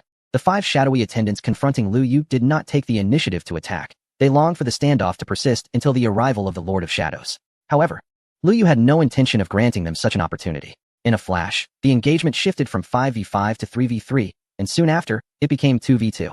3 shadow singers ensnared their opponents, drawing them into a precarious situation. Among them, Sun Tianhua was the one taken away from Lu Yu, which allowed Lu Yu to breathe a sigh of relief. With a sweeping motion of his hand, Tian Luan and Mo Du charged forward. The battle was poised to erupt. Chapter 243. Illusory advantage. Tian Luan swung his mighty hammer and struck first at the most robust-looking shadow attendant. This was a hidden-class berserker, possessing average attributes overall, but boasting extraordinary strength. The weapon in his grasp was likewise a massive hammer. Unfazed by Tian Luan's assault, the berserker raised his own hammer to defend. The 2 hammers collided, producing a tremendous tremor that sent vibrations through their arms. Tian Luan staggered back a step, blood seeping from his palms. In stark contrast, the shadow berserker remained unmoved, regarding Tian Luan with disdain, as if the collision had been utterly inconsequential to him. From this brief exchange, the disparity in their strength attributes became evident. Tian Luan, an ordinary warrior class, faced a clear difference in power despite their levels being equal. Undaunted by such a gap, Tian Luan swung his hammer again. Having gauged Tian Luan's capabilities, the berserker ceased to defend and instead retaliated with his own hammer. 10, 520 and 13, 147. The former represented the damage inflicted upon the berserker, while the latter was the number that popped above Tian Luan's head. Clearly, in this exchange of blows, Tian Luan was at a disadvantage. Lu Yu activated the first effect of the Heart's Chosen badge, enhancing Tian Luan's defense by 200 for 1 hour. The 2 hammers struck once more, 10, 521 and 4, for 133. The effect was strikingly apparent. The berserker could now only deal a third of his original damage. The berserker was taken aback by Tian Luan's newfound resilience. Empowered by the defensive boost, Tian Luan became invigorated. Once hesitant, he now unleashed his full might, attacking recklessly with each swing. In no time, the berserker was forced to retreat, reduced to merely parrying and refraining from counterattacking. Unlike Tian Luan, who was unafraid of death, knowing he could simply return to the summoning space for a few hours of rest. If the berserker were to perish, he would be compelled to enter the summoning space as well. Though both existed within the same realm of summoning, their mindsets were entirely divergent. Just moments ago, the berserker had held the upper hand, emboldened to trade blows with Tian Luan. Now, with the tides turned, thoughts of retreat began to surface in his mind. However, as soon as this notion emerged, he swiftly suppressed it. He belonged to the Hall of Shadows and had long been prepared to dedicate his life to it. Fleeing was simply not an option he could entertain. Moreover, his current circumstances were starkly different from those of Wu Mu. At that time, Wu Mu was severely wounded, with support delayed, and had no choice but to escape lest he become Lu Yu's summoned beast. In contrast, the berserker still possessed a relatively robust health pool, and the son of the underworld would soon arrive, at which point the dynamics of offense and defense would dramatically shift. Thus, in the face of Tian Luan's relentless assault, he decisively adopted a defensive stance. When Tian Luan attacked, he would guard and block. When Tian Luan attempted to retreat, he would cling tenaciously to him. Elsewhere, Mo Du was engaged in a fierce skirmish with another underworld steward. Mo Du was also a warrior, wielding a long blade. While the underworld steward was an emissary of the nether realm, akin to Zhu Xiaochuan's profession, In contrast to the power-laden confrontations on Tianluan's side, Mo Du's attacks appeared rather flamboyant. This was not due to Mo Du's preference. He desired to engage in a grand battle like Tianluan's. Unfortunately, the underworld emissary had other intentions. As a profession inclined towards stealth and assassination, the underworld emissary was a type of assassin. Most professions would rather not face an assassin in a one-on-one scenario, due to their elusive movements and devastating burst damage, which often left opponents scrambling defensively. Fortunately, as a member of the underworld, Mo Du possessed innate underworld perception that enabled him to quickly locate the emissary's position. Additionally, his 200-point defensive bonus effectively absorbed the emissary's critical strikes. Nonetheless, he still refrained from attacking recklessly like Tianlun. This was not only because the emissary's agility made it challenging to catch up, but also due to his reluctance to leave Lu Yu unprotected. Mo Du ensured he remained within a 10-foot radius of Lu Yu, so that if the underworld emissary attempted to launch a surprise attack on Lu Yu, he could provide timely assistance. Lu Yu also perceived that the underworld emissary seemed disinclined to engage fully, continually harassing Mo Du to divert his attention. This left Lu Yu feeling quite unsettled. Both the berserker and the underworld emissary were employing a passive combat strategy. The two mages in the distance appeared to be on the brink of collapse, yet they dared to fight in such a lackadaisical manner. This could only signify one thing. They were awaiting reinforcements, which would soon arrive. The identity of that reinforcement was all too evident.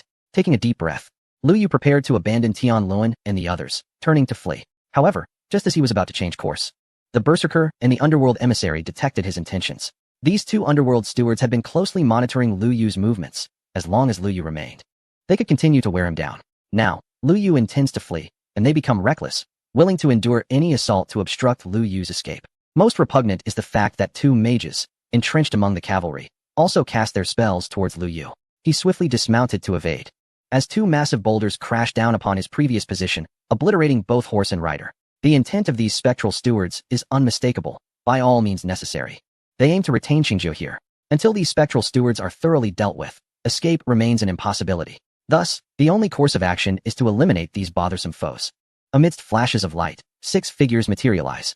Except for Sun Tianhua, all bear less than half their health. Even the spectral fortress lord and Fusa are no exceptions. However, their adversaries now find themselves not merely below half health, but in a dire state. Only the aged Sun Tianhua, with his tortoiseshell-like defense, has managed to maintain a healthy vitality. The spectral singer who had summoned him into this realm inadvertently fell victim to an illusion and was reduced to half health as well. The situation appears optimistic, yet it is far from encouraging. Lu Yu remains unaware of when the son of the specter will arrive, while the anticipation in the eyes of his opponents grows increasingly palpable. No matter the advantage gained now, it will all be rendered null upon the sun's arrival. In Lu Yu's anxious state, the summoned beasts, including the spectral fortress lord, launch a frenzied assault against the spectral stewards. The 7 spectral stewards, evidently driven by desperation, disregard their own health and charge towards Lu Yu. They understand that their only chance of survival lies in aggressively engaging the enemy, forcing these summoned beasts into defensive positions. Their strategy proves effective. The safety of Lu Yu is paramount to the summoned beasts, who immediately shield him, absorbing the damage on his behalf. At that moment, a sudden scream emanates from the distant battlefield of cavalry. A mage's shield finally shatters, and a spear pierces through his body. Soon after, a similar fate befalls another mage. A flash of white light reveals 2 earth mages being drawn into Lu Yu's summoning space. Chapter 244. The arrival of the son of the specter without hesitation. Lu Yu summons the 2. The addition of the earth mages transforms the tide of battle into one of overwhelming force. Those who remain are barely holding on. Most are critically wounded, and the deaths of the 2 earth mages cast a dark shadow over their spirits. The sole thing preventing them from fleeing is the imminent arrival of the son of the specter. Over 2 minutes have elapsed. In just 1 more minute, the son of the specter shall arrive. The remaining 5 spectral stewards share a common belief: to delay Qingzhou and await the arrival of their master. However, mere faith without vitality is fated to perish. The first to succumb was the berserker, once the most robust among the 7. Yet, due to the earlier strategy of exchanging injuries with Tianluan, his life force had dwindled to the lowest point. Gazing at his health bar, now reduced to a mere flicker, he struggled to call out to the reaper nearby, "In my life." Yet, before he could finish his plea, a jagged rock pierced through his body. Before the berserker's form could return to the summoning realm, he was forcibly dragged out by Lu Yu. In the blink of an eye, the odds shifted from 7v5 to 4v8, and then to 1v10. The 2 attendants, previously ensnared by the Reaper Lord and Fusa, lay slain on the ground. Among the opposing 7, the Requiem singer lost all will to fight and turned to flee. In less than 5 minutes, 5 of the 7 Reapers lay dead. 1 was injured and 1 escaped. The outcome was sealed. Lu Yu had no inclination to finish off the last Reaper. The present circumstances dictated that even a few seconds' delay could lead to an unavoidable pursuit by the son of the Reaper. Lu Yu turned to depart, for no one could now impede his progress. Upon witnessing Qingjiu's retreat, the Reaper spat out the teeth he had lost. Damn it, did I permit your escape? His figure blurred, and a Reaper leaped in front of Lu Yu, blocking his path. That coward, who failed to ensnare you earlier, now seeks to flee. He has brought shame to the Reaper Temple. I fear not death for the glory of the temple, for the honor of the son of the Reaper. The Reaper bellowed, slashing his curved blade towards Lu Yu. Lu Yu was forced back once more, his eyes ablaze with fury. Tianluan and the others quickly formed a protective barrier around Lu Yu, wielding hammers, swords, staffs, and daggers against the Reaper. The Reaper's final sliver of life was instantaneously extinguished. Yet a smile graced his face, for he had already spotted a familiar figure racing toward him in the distance. With great effort, he uttered the words, "For the Reaper Temple, for the honor of the son of the Reaper." Lu Yu, witnessing the Reaper's smile, felt a jolt of realization. He need not turn around to discern what was unfolding. 2,000 iron cavalry, led by Luo, had charged toward that crimson-clad figure. Yet, in the next moment, a dense wave of white light surged toward Lu Yu's summoning space. The son of the Reaper unleashed a skill that obliterated 2,000 level 70 heavy cavalrymen.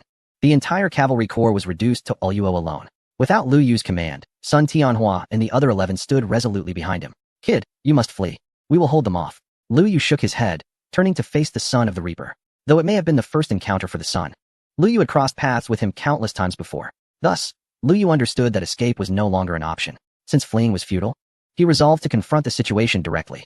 He assessed the power he currently wielded, which amounted to approximately 20,000 death warriors. Engaging the entirety of Lingfeng City would be a formidable challenge, but overcoming the prison was an even greater dilemma. In other words, should Lu Yu meet his demise now, the worst outcome would merely entail a reset to level 0 and the loss of his equipment, sparing him from an eternity behind bars. Consequently, even if he were to be slain by the son of the underworld, it seemed a somewhat palatable fate.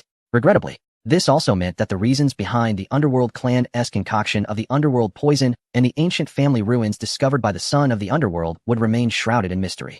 There was no choice. The son of the underworld was at the third transition, and Lu Yu knew he could not contend with him. The son of the underworld approached Lu Yu, inquiring, "Are you the Clear Wine, the Abyss Summoner of the human race?" "No, I am not." "Huh. I assumed you were a person of courage, yet you reveal yourself to be a coward. If you claim not to be the Abyss Summoner, then who are you?" "I am your father." The son of the underworld responded, "Very well, Clear Wine. I admire your audacity and hope you can maintain this tone when we converse further. Do not be disrespectful to the master." Yu Luo bellowed, urging his steed towards the son of the underworld. Without even a glance in Yu Luo's direction, the son of the underworld summoned a black chain that ensnared Yu Luo effortlessly. "How dare you attempt to strike me at level 79, utterly deluded." He turned to Lu Yu. "Do you not flee because you believe that with 11-second transitions, you can engage me in a fair fight? Do you think you might even be able to slay me on the spot?" Lu Yu pressed his lips together, recognizing that the son of the underworld truly underestimated him.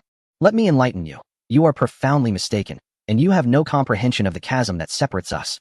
With a flick of the chain, the son of the underworld lifted the bound Yu Luo between himself and Lu Yu. "Do you know why he remains at level 79 and cannot ascend to level 80? Because he has not accrued sufficient experience from slaying the true forms of other races." Upon hearing Lu Yu's words, the son of the underworld appeared slightly taken aback. "You are aware of this? Is it not a secret?" Lu Yu maintained a composed demeanor. "Beyond level 79, one can no longer gain experience from defeating projections. Only by vanquishing the true forms of other races can one continue to earn experience and level up.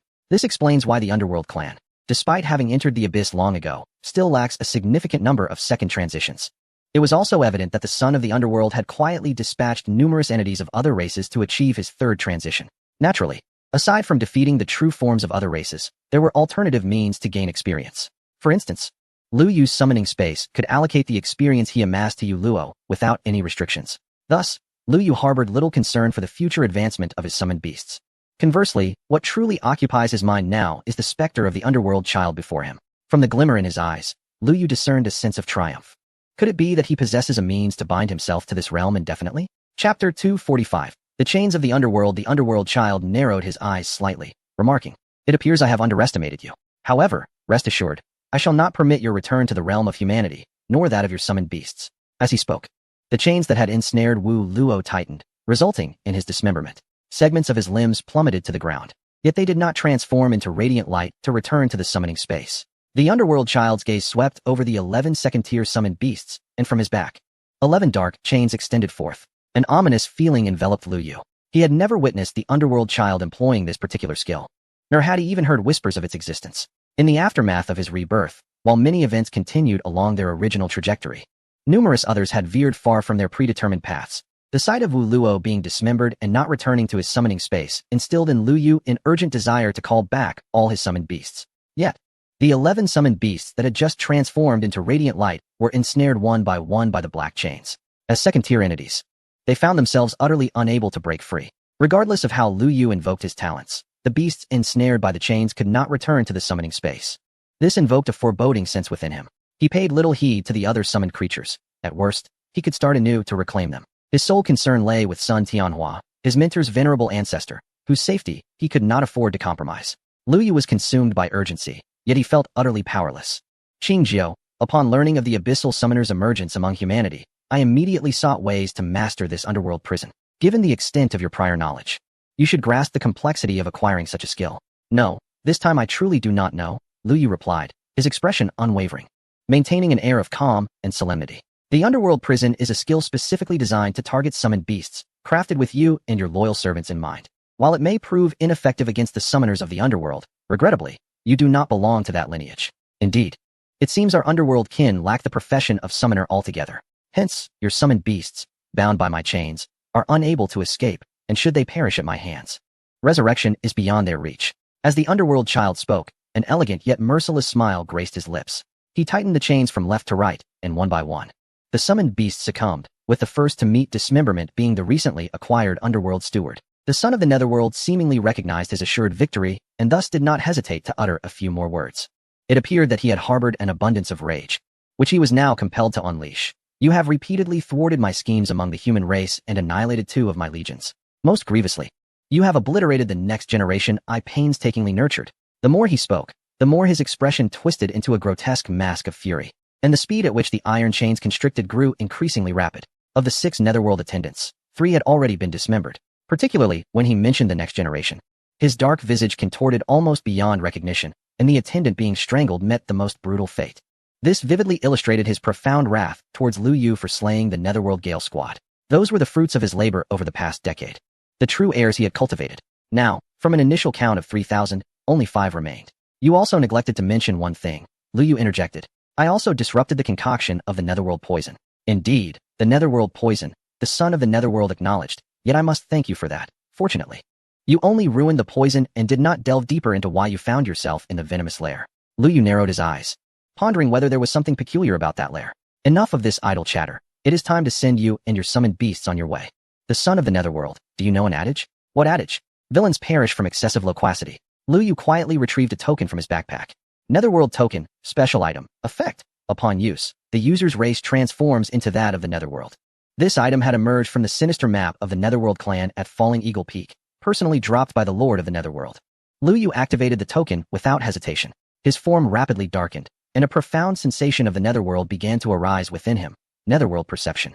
Instantly, his racial designation in the information panel shifted from human to netherworld. Simultaneously, 8 summoned beasts effortlessly broke free from their bindings. To preempt any unforeseen abilities the son of the netherworld might possess, Lu Yu's first action was to withdraw Sun Tianhua back into the summoning space. Along with the other summoned creatures, only 3 netherworld singers remained outside. The son of the netherworld initially appeared taken aback, but soon scoffed dismissively. You possess quite an array of items. However, do you truly believe these mere second-tier beings can contend with me? Lu Yu shook his head. I certainly cannot defeat you, but as long as I can escape, that will suffice. With those words, Lu Yu turned and fled. Initially, Lu Yu had not intended to retreat. Although there were still matters left unaddressed, this expedition into foreign territory had yielded considerable rewards. However, the son of the netherworld's earlier words extinguished his desire to return to the human realm at this moment. Just as the son of the netherworld prepared to pursue him, both he and Fusa vanished from sight. The skill known as surrounded by enemies has now been transformed by Lu Yu into a spatial prison. However, the level 80 Fusa could not endure for long. Within less than a minute, surrounded by enemies shattered, and the son of the underworld re-emerged. Yet, Fusa was nowhere to be seen, nor were there any beams directed towards Lu Yu's summoning space. Instead, a pile of mangled remains appeared where Fusa had just stood. Without a backward glance, Lu Yu sensed that Fusa had perished, and in a most tragic manner. Indeed, the son of the underworld possessed alternative methods to utterly eliminate summoned beasts. However, such techniques were likely not suited for widespread application. Otherwise, during the recent slaughter of the heavy cavalry, the son of the underworld would not have permitted them to return to Lu Yu's summoning space. Fortuitously, Lu Yu had managed to recall Sun Tianhua in time, and he felt a surge of relief. Observing Lu Yu several hundred meters away, the son of the underworld narrowed his eyes, preparing to pursue once more. Yet, before he could move, he vanished again. The one who had drawn the son of the underworld into the surrounded by enemies this time was a spectral steward. However, his duration was even shorter than Fuse's, lasting barely half a minute before the son of the underworld reappeared. The spectral steward, too, failed to return to Lu Yu's summoning space. The son of the underworld stood firm, having lost sight of Lu Yu, but his spectral senses could still locate Lu Yu's position. Just as he was about to pursue again, his body vanished once more. This time, it was the spectral lord, Lu Yu's final spectral singer. Yet, the chasm between the third and second transitions was insurmountable, one that surrounded by enemies could not bridge. The spectral lord endured for the briefest span, merely a few seconds. Nonetheless, it was during these fleeting moments that the son of the underworld lost his perception of Lu Yu. He felt no rage. Instead, the corners of his mouth curled upward. Abyssal summoner, do not let me down. Chapter 246. The world. Lu Yu galloped on horseback. 5 steeds had been provided, with the best given to Chen Zhu, and another of the finest had just perished. The steed he now rode was somewhat slower than the previous one. Yet, it was still vastly superior to running on foot, as the horse had 2 additional legs. The son of the underworld had not pursued him, and Lu Yu's spectral senses detected no hint of danger. He must have already exited the perception range of the son of the underworld.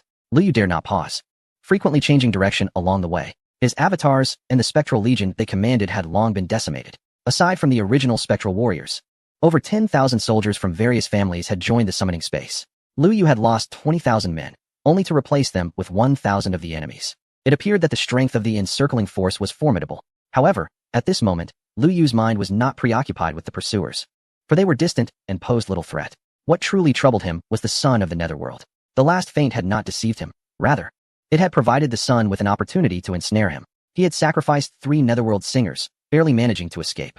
This time he had been fortunate. But who could say the next encounter would grant him the same mercy? Moreover, a particular phrase spoken by the son of the netherworld lingered in Lu Yu's mind. Fortunately, I did not delve into why you appeared in the poison abyss. What secrets lay within that abyss? Lu Yu suspected that this remark was potentially a trap. As the highest leader of the netherworld clan, Lu Yu did not consider him a fool, especially since he could have swiftly disposed of Lu Yu, yet chose instead to engage in such meaningless chatter. Lu Yu could interpret this as the son's arrogance as a master of the situation. Yet, he was not naive. Only a fool would underestimate their adversary. The son's lengthy discourse seemed designed to extract information about the poison abyss. Though it appeared that the son only recalled the abyss upon Lu Yu's prompting, could this not also be deliberate? 2 legions had perished in the protection of the poison abyss. How could the son forget such a critical detail while enumerating Lu Yu's transgressions? However, Lu Yu could now confirm one point. The poison abyss undoubtedly harbored issues. Upon entering from the cursed map of the dwarven territory, Lu Yu should have returned to the realm of humanity like an innocent youth, rather than appearing in the poison abyss. There was a secret here that he was yet to uncover. Lu Yu sensed that the machinations of the son of the netherworld were intricately linked to the abyss. The second point he could ascertain was that the son was attempting to compel him to return to the poison abyss. Indeed, to return voluntarily. Otherwise, there would have been no need to obscurely convey the existence of secrets within the abyss. Given the circumstances, the son could have simply bound him and taken him directly to the abyss. The situation had reached an impasse. To uncover the son's true intentions, he would need to return to the poison abyss, yet doing so would likely play into the son's hands. He found himself cornered, with no clear solution. As Lu Yu pondered this, the netherworld senses suddenly erupted with alarm. He felt the space behind him fracture, and a spear was poised to pierce his heart. He quickly sidestepped, instinctively wishing to summon the Lord of the netherworld, only to remember that the Lord had already perished. In that moment of evasion, a spear tore through the fabric of space, aimed directly at the location of his heart. As the long spear whizzed past him, Lu Yu's initial reaction was, the netherworld perception is truly remarkable. Had he not sensed the impending ambush, that strike would undoubtedly have left him bloodied, incapacitated, and grievously wounded. Indeed, if the assailant possessed a higher level, Lu Yu might have been eliminated in an instant. Yet, who was this individual capable of tearing through the fabric of space? Lu Yu was certain that this person did not stealthily approach him. Rather, they had genuinely ruptured the space behind him. The attacker let out a light gasp, clearly taken aback that his confidently executed strike had been evaded. Even after slaying countless netherworld beings here, it was his first failure. The sound emanated from Lu Yu, for he realized that the figure attempting to ambush him was not a netherworld creature, but a human. Moreover, he recognized him. Tian Xia, what brings you here? I'm here to take the life of your netherworld kin, replied Huan, who evidently did not recognize the transformed Lu Yu. With a sweeping motion of his spear, Lu Yu hastily withdrew his steed and bent low to evade the attack. An adept netherworld being, indeed.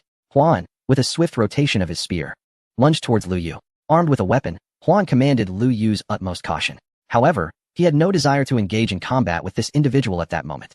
Retreating, he summoned two beasts. Instead of calling forth his second transformation companions, he conjured the Skeleton General and the Goblin General. In the eyes of most, these two summoned creatures represented his signature. Sure enough, upon seeing the towering figures of the Skeleton General and Goblin General, Huan halted his offensive, gazing at Lu Yu with a mixture of confusion and disbelief. "You are Qingjiao?" "It is I," Lu Yu replied, revealing his ID. After several confirmations, Huan finally lowered his spear. "How did you transform into a netherworld creature? You nearly became my prey." Lu Yu scoffed. "Nearly? You thrust repeatedly and didn't lay a finger on me." Huan pressed. "Qingjiao, you still haven't explained how you became a netherworld being. Furthermore, I noticed the announcements continuously marking your location. Did you provoke some boss that is pursuing you? That is a long story. But first, tell me how you ended up here and acquired space-related skills." "Well, my tale is lengthy as well." The two fell into a momentary silence, each waiting for the other to speak first, as if the one who spoke would concede. After a long pause, Tian Xia could no longer contain himself. "Forget it. I'll go first." "Wait a moment," Lu Yu interjected. "Let's find a safe place first." Lu Yu was uncertain about the whereabouts of the son of the underworld. Yet remaining in one location for an extended period was undoubtedly perilous. "Follow me," he urged. Huan Tianxiao appeared well acquainted with the vicinity, leading Lu Yu a considerable distance before leaping into a pit. Lu Yu followed suit, discovering it to be a cavern excavated by the underworld clan. Trailing behind Huan Tianxia, he navigated through a series of twists and turns until they arrived at a more secluded cave. "All right, we are safe here." Lu Yu surveyed his surroundings. The walls were entirely composed of stone, with only a single entrance. "Indeed, this is secure. If the son of the underworld pursues us, escape will be impossible." Huan Tianxiao remarked. "Do you lack faith in my abilities? I have concealed myself here for 2 days. The underworld clan's senses cannot reach this place." As he spoke, he pushed a massive stone to block the sole exit. Lu Yu extended his own senses outward. But upon contact with the stone wall, it felt as if he encountered an obstruction, causing a recoil. Intrigued, he stepped forward to touch the wall, feeling a cool sensation. It seemed the stone walls possessed the ability to obstruct perception. "So is everything all right?" Lu Yu nodded. Since his own senses could not extend beyond, it was reasonable to assume that others' perceptions could not penetrate either. This cave now seemed relatively secure. "Now, you may disclose how you arrived here." After exiting that door, "Was this the vicinity?" "What door?" "I emerged on my own," Huan Tianxiao replied, confusion evident on his face. "You emerged on your own? What about your abyssal eye?" "What abyssal eye?" "The black stone I previously gave you." "Oh, I lost it." "What? You lost it?" "After I fell, I fumbled and couldn't hold on to it. Now it's nowhere to be found." Lu Yu regarded Huan Tianxia with incredulity. "So, you traversed the abyss solely on your own?" "More or less." "How did you manage that?" "It was pitch black around me, and I felt frightened, yearning to escape. I then received a prompt from the abyss, indicating I had comprehended the skill space shatter, and I tore through the fabric of space to arrive in this vicinity." "Are you speaking coherently? You fell into the abyss and inexplicably mastered a spatial skill?" "Not exactly inexplicable. It seems to be a self-created skill." Huan Tianxiao lifted his head with a sense of pride. "Is this what genius entails? To effortlessly wield a weapon and become a top-tier expert? Or to unintentionally develop a spatial skill by merely falling into the abyss?" For a moment, Lu Yu felt that Huan Tianxiao was the true embodiment of a protagonist. Taking a deep breath, he endeavored to maintain his composure. "Let me see your space shatter." Huan Tianxia has released a piece of skill information. Spatial fracture. Active skill by striking a known space with a weapon. A passage that can be traversed is formed, lasting for 3 seconds, with a chance of failure, and it cannot breach racial barriers, on a cooldown of 2 hours. This skill appears rather straightforward, yet it is fraught with limitations, and may even fail. However, when it comes to skills related to space, none can be deemed trivial. In fact, Lu Yu's summoning space and the Song of the Underworld's four-sided siege can both be categorized as spatial abilities. Nevertheless, a skill like spatial fracture, which directly facilitates crossing through space, is indeed rare. The only instance Lu Yu recalls is when Meng Shui Rong utilized a spatial skill to escape the malevolent map at the general's tomb. What do you think, Qingtong? Am I impressive? Huan Tianxia gazed at Lu Yu with a proud expression, seemingly urging him to commend him. Lu Yu nodded earnestly. Impressive. Whether for ambush or retreat, this is a remarkable skill, though the cooldown is somewhat lengthy. Still, it is sufficient. Hearing Lu Yu's words, Huan Tianxia swelled with pride. Lu Yu continued, "Since you're so extraordinary, accompany me to a place shortly." "Sure, where to?" "You'll find out soon enough." Lu Yu refrained from mentioning the poison cave, as it would be futile to disclose it now. Huan Tianxia could only access the space he was aware of. He certainly did not know the location of the poison cave. Moreover, Lu Yu's intention in utilizing this skill was not to traverse to the past, but rather to ensure an immediate escape should circumstances turn dire. "Now it's your turn. Enlighten me about what is truly happening." Huan Tianxia casually found a spot to sit, his eyes fixed on Lu Yu. "After I emerged from the abyss, I logged off to inquire with our director. But he was also at a loss and suggested I ask you. As a member of Huan Bureau, Huan Tianxia possessed some understanding of the abyss's truth. His current inquiry likely revolved around entering alien territories. Lu Yu leaned against the wall and retrieved the Eye of the Abyss from his backpack. By holding this item, you can locate the rifts of the abyss within the malevolent map, traverse the abyss, and arrive at a random location corresponding to a specific race. Is it necessary to hold the Eye of the Abyss? Indeed. Lu Yu paused, suddenly realizing that Huan Tianxia had also successfully emerged without the Eye of the Abyss. Forget it. Let us not dwell on such an anomalous case. Huan Tianxia did not linger on this, as if he were aware of his own uniqueness. Can anyone do this? Certainly not. Only a select few can enter the rifts of the abyss. Do you remember that day in room Mengjiangnan, when you were unable to enter? Huan Tianxia nodded, recalling the events in Wanjin Mountain. I need to log off briefly to report this matter to the director. Is that acceptable? Of course.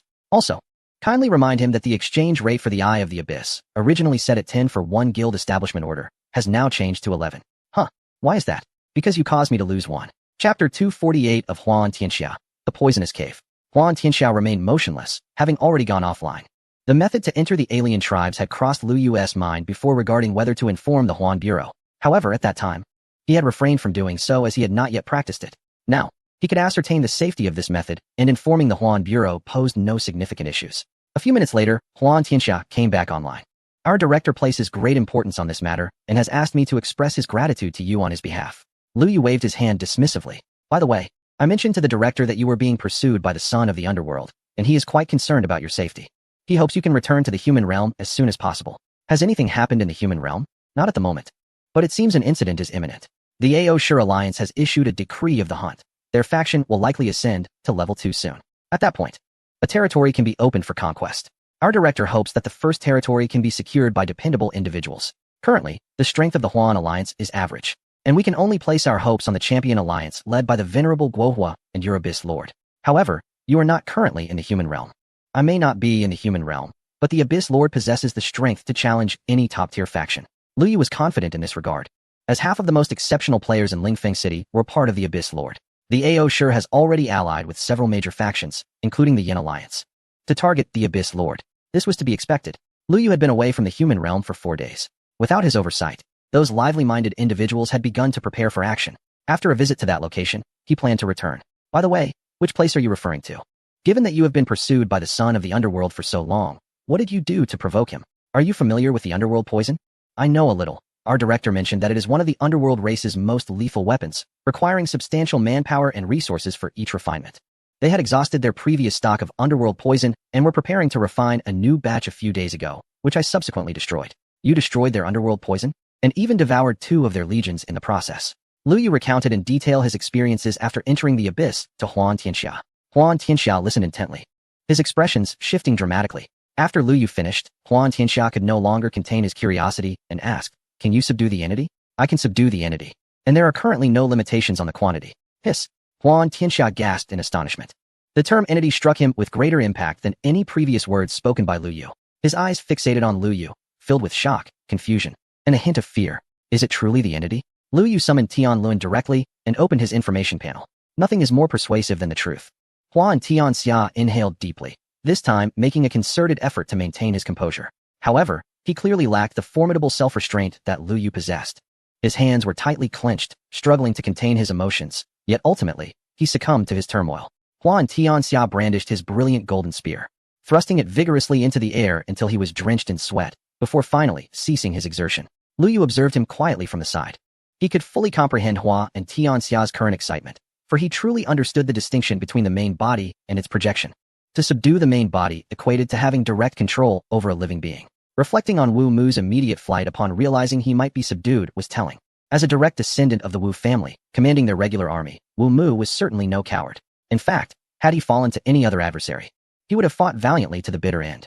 Only Qingjiu, the entity capable of usurping a person's consciousness and transforming an independent thinker into a mere puppet of his summoner, represented the most terrifying existence. It is hard to envision anyone accepting such a fate. Eventually, Huan Tianxia regained his composure and cautiously inquired, "Qingjiu, does your talent have any effect on the human race?" "Thus far, it has only proven effective against the other races," Lu Yu began, but suddenly paused. Given that his current race had transformed into the Netherworld clan, did this imply that he could also subdue humans now? If he could indeed subdue humans, did that mean he could not subdue the Netherworld clan? An impulse to test this notion surged within Lu Yu, not to attempt subduing a human, but rather to ascertain whether he was incapable of subduing the Netherworld clan. For if that were the case, his subsequent endeavors within the Netherworld clan would yield no returns. This was unacceptable. He needed to find a way to swiftly acquire a token from the human race to revert his own race back. Initially, Lu Yu had somewhat accepted his transformation into the Netherworld clan, especially under the circumstance of possessing Netherworld perception. However, at this moment, he felt utterly incapable of accepting it. What is the cooldown time for your skill? Lu Yu inquired about the spatial fragmentation. Hua and Tianxia glanced at the time. Less than an hour. Then let us depart. Where to? The poison pit. Yes, I believe there are still issues to address there. Weren't you just saying that the son of the Netherworld likely hopes for your return? Indeed, I feel the same now. Had I not encountered you, I might have chosen to find a map back to the human realm. And after meeting me, since you possess spatial fragmentation, if the situation turns dire, we can simply make our escape. That is indeed the child of the underworld at level 120, and he possesses the ability to utterly annihilate a person. Yes, my spatial fracture has a chance of failure. I am aware. Are you still considering proceeding? If we are discovered, and if the space fails to open, our lives could be forfeit. It's all right. I trust in your integrity. As Lu Yu spoke, he pushed aside the boulder blocking the entrance and stepped outside first. Wait, are you really dragging me into this without considering my feelings? Lu Yu seemed oblivious to Hua and Tianxia's protests and continued onward. Hua and Tianxia slapped his thigh in frustration. Fine, fine, let us embrace this madness together. With that, Hua and Tianxia hurried after him. Upon reaching the surface, the daylight was blinding. This was the least active time for the underworld race. Lu Yu summoned 2 centaurs, with each riding one. Utilizing his potent underworld senses, he evaded all potential encounters on the way, racing towards the poison lair. Along the journey, Hua and Tianxia incessantly lamented that he must be insane to accompany Lu Yu to his demise. Earlier, when he logged out, Li Wei had tasked him with ensuring Lu Yu's safety and persuading him to return to the human realm as soon as possible. Yet now, not only had he failed to dissuade Lu Yu, but he had also put himself in jeopardy. Lu Yu paid no heed to Hua and Tianxia's complaints. He understood that this fellow had his own pride. If he were to prevent him from going now, it would only provoke him further. 2 riders on horseback. They traveled for 5 hours until they finally beheld a familiar pit ahead. This was the crater blasted open by Mo Du, the very place where Lu Yu had lost 10,000 summoned beasts. One must let go of the old for the new to emerge. Lu Yu had gradually come to terms with the sacrifice of the Goblin Legion, for he would surely utilize more of the underworld's kin to fill the void left by those 10,000 summoned beasts. Chapter 249. The Rift in Space. Hua and Tianxia stood dumbfounded, gazing into the deep chasm before him. Is this the place you mentioned where the legion of 10,000 goblins was buried? Lu Yu nodded. Hua and Tianxia swallowed hard. The difference between hearing a description and witnessing the reality was stark. The power of this explosive is not much different from that in reality, is it? Lu Yu released the black-headed eagle, instructing it to meticulously survey the vicinity from above. Near the poison lair, there was no sign of anyone. Lu Yu then used his underworld senses to confirm that the area was indeed devoid of life. Was it because the corpse aura had dissipated, rendering the underworld poison impossible to refine, thus eliminating the need for guardianship? Lu Yu urged his centaur forward towards the chasm. Hua and Tianxia closely followed behind. They dismounted upon reaching the edge of the chasm and peered down into its depths. With the midday sun illuminating the scene, they could barely make out the bottom of the chasm.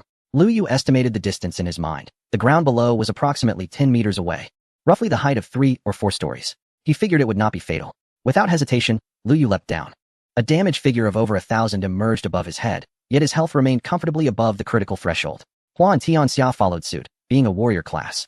Albeit at a lower level than Lu Yu, his defenses were notably superior.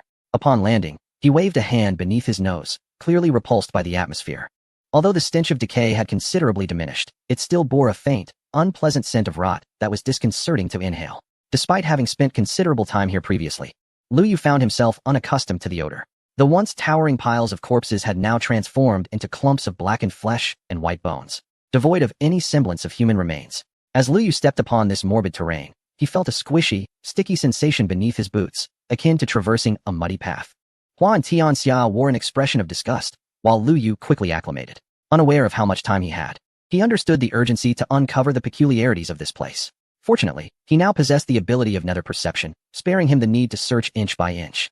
Releasing his nether perception, the surroundings unfolded in his mind like a 3-dimensional image. The only unexpected occurrence was that upon contacting the ground or walls, the perception would automatically rebound. Lu Yu was not particularly surprised. The environment certainly harbored some peculiarities. Otherwise, these corpses would have vanished rather than remained. This sensation of rebounding perception reminded him of the cave where he and Hua and Tianxia had sought refuge. The walls bore a striking resemblance. Could that place have once been a den of poison as well? However, Lu Yu dismissed such musings. Whether the cave was a poison lair held no significance for him at present. He needed to ascertain the secrets concealed within this toxic lair promptly. The lair was vast, and Lu Yu's nether perception could not fully encompass it. He guided the edges of his perception along the rock walls and proceeded cautiously forward. Huan Tianxia, suppressing his nausea, trailed behind Lu Yu. He longed to express his grievances about the environment, but the thought of opening his mouth and inhaling more of the miasma made him feel queasy, prompting him to remain silent and control his breathing with utmost care. A black-headed eagle circled above, vigilant for any impending danger. Lu Yu meticulously searched the toxic lair, inch by inch. In truth, he was uncertain of what he sought. But given the clear hints from the Son of Nether, there had to be something extraordinary hidden within. Time slipped away gradually. Half an hour had elapsed, and Lu Yu had explored the majority of the venomous cave with his ethereal perception. However, he had found naught. No wall sparked a sense of the extraordinary. No decaying flesh evoked a hint of strangeness. At last, Lu Yu came to a halt, not because he had uncovered something of note, but rather because he had thoroughly examined the entire cave without any significant findings. This prompted a frown to crease his brow. Had he perhaps overthought the situation? Had he taken to heart a mere jest from the son of the netherworld? Nothing discovered? Huan Tianxia couldn't help but inquire. Lu Yu shook his head, affirming that there was indeed nothing peculiar. To ensure a meticulous investigation, he had refrained from summoning beasts for assistance, opting instead to rely solely on his own perception. Compared to his previous entry, the changes in the cave were stark. Not only were there corpses, but the walls and ground had transformed as well. The explosion had shattered and dislodged numerous rocks. The location where he had entered last time. Lu Yu seemed to grasp something. If there were any anomalies likely to be found in this cave, it would be at the very spot where he had first entered. Yet, based on his earlier feedback, he had not sensed any place reminiscent of his entry point. The terrain had shifted, and that location was now buried beneath a heap of rubble. Lu Yu quickly deduced that the rocks here would reflect his perception. If that unusual spot was concealed beneath fallen stones, it would only be reasonable that he could not locate it. He could not rely solely on his ethereal perception. Lu Yu surveyed his surroundings, beginning to ascertain the environmental context. Previously, he had spent a considerable amount of time within this cave, and although his recollections of the terrain were somewhat hazy, they were not entirely absent. Before long, he reconstructed a rough outline of the cave's environment and his current position within it. He then pinpointed the general area where he had first entered. That location was not far from where he stood. Looking over, he confirmed that indeed, a massive boulder obscured the entrance. With a single gesture, he summoned 1,000 familiars, commanding them to converge on one side of the boulder. Together, they exerted their strength to push it. Yet, the weight of the stone far exceeded Lu Yu's expectations. Even with 1,000 summons working in unison, they were unable to budge the boulder. However, this did not deter Lu Yu.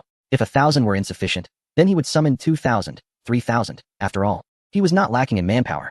At last, when Lu Yu had summoned 4,000 beings, the boulder began to slowly shift. A patch of silver white, starkly contrasting with the surrounding ground, emerged. When Lu Yu had first entered, the cave had been entirely sealed off, shrouded in darkness, rendering the color of the ground invisible. Now, illuminated by the midday sun, this silver expanse appeared strikingly out of place. The colossal stone continued to shift, revealing an expanse of silvery white beneath it. This area, measuring several square meters, took on a square shape that sparkled with a faint luminescence under the sun's rays. Huan Tianxia approached, his face a canvas of confusion as he gazed upon this unexpected sight. In the midst of the dark rock wall, such a perfectly formed silvery square surface emerged. Even a fool would recognize that something was amiss. "Qingjiu, do you know what this is?" Lu Yu inquired, his eyes fixed on the gleaming surface. "A spatial rift," he replied slowly. "A spatial rift?" Huan Tianxia was bewildered. "Do you remember what I mentioned earlier?" The innocent youth entered the abyss from the projection of the gathering stronghold and arrived at a silvery space. Huan Tianxia nodded, recalling the details Lu Yu had shared while they were concealed in that cave. "If I am correct, what lies beneath us is that very silvery space. I refer to it as a spatial rift, capable of bypassing racial barriers and connecting multiple races." Upon hearing Lu Yu's words, Huan Tianxia, standing directly on the silvery area, hurriedly leapt aside. He then cautiously approached, gingerly touching the surface with his toes, fearful that the area might be unstable and cause him to fall. Rest assured, there is likely something that separates the poison cave and the spatial rift into two distinct realms. It may appear as thin as a glass layer, yet it delineates two separate spaces. Moreover, there should be an abyssal barrier between these two realms. Even if you were to employ spatial shattering, it would be futile in bridging these two spaces. Huan Tianxia seemed skeptical and withdrew a long spear from his backpack, contemplating a test. "If you use spatial shattering now, we may lose our escape skills shortly," Lu Yu cautioned. Reluctantly, Huan Tianxia retracted his hand. Yet before he could return the spear, a voice emanated from behind them.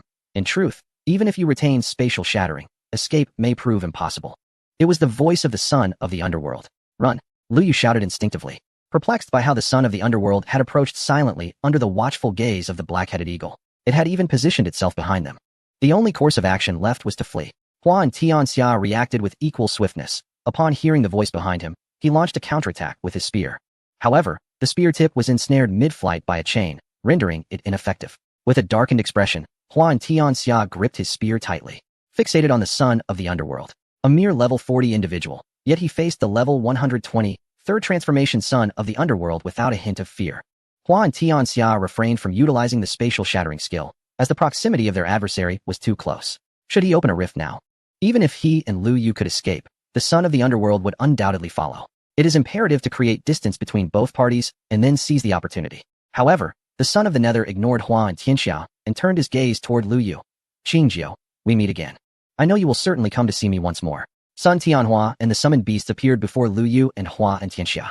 I also know that you are aware I would return. Oh, do you still dare to come back? One must understand what you intend to do, or else restlessness will ensue. So do you understand now? Lu Yu remained silent. In truth, he had surmised the general situation. Entering the abyss through the map of human malice, he did not return to the human realm. Instead, he arrived at this den of poison. Beneath this toxic lair, coincidentally, there existed a spatial rift that transcended racial barriers.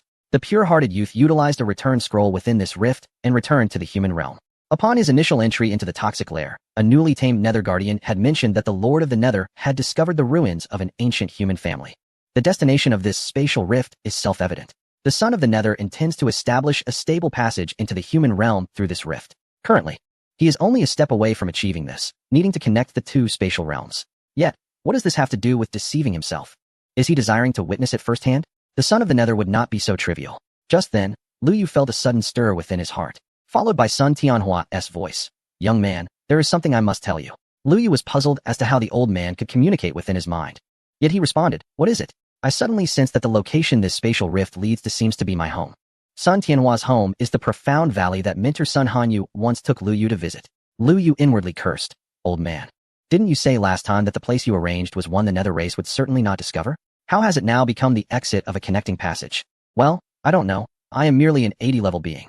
The location of my home was chosen by the 120-level me. Lu Yu exclaimed, what do you call that? Shifting the blame onto yourself? Am I not the same as my future self? Is my future self not the same as my present self? Upon hearing about the ancient family last time, Lu Yu's immediate thought was of Sun Hanyu's family. The old man had fervently assured him it was not the case. And Lu Yu had believed him. Now it appeared that the old man was not as reliable on certain critical matters as he had imagined. Perhaps this was not entirely his fault. After all, as he stated, there exists a memory void of 40 levels between his current self and his future self. Nevertheless, regardless of where the passage leads below, Lu Yu had no intention of lingering here any longer. The son of the Nether's purpose had become evident, and the destination of the spatial rift was clear. Once they returned to the realm of humanity, they must devise a means to shatter this rift, thereby achieving a flawless resolution. Although Lu Yu himself cannot comprehend spatial abilities, he is aware of whom to extract them from. He cast a glance at Hua and Tianxia, signaling him to prepare for a swift escape. The latter nodded slightly, a small knife materializing in his hand. To fracture the space, a weapon is indispensable. Hua and Tianxia is now ready. With a sudden flourish of his palm, Sherry and Tian Lu appeared out of thin air. Ah, the soul's roar erupted. All present, including the son of the underworld, Lu Yu, Hua and Tianxia, and the second-tier summoned beasts, were violently jolted and torn by this soul-piercing sound. The agony compelled them to collapse to the ground. Unable to match the might of the son of the underworld, Lu Yu resolved to ensnare him in a predicament akin to his own.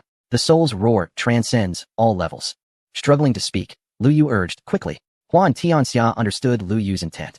He wielded the small knife with great effort, and a spatial rift slowly opened. Just as they prepared to step through the rift, the soul's roar abruptly ceased. The son of the underworld swiftly dispatched 2 mermaids, and then grasped the spatial rift from a distance, declaring, are you the only ones with spatial abilities?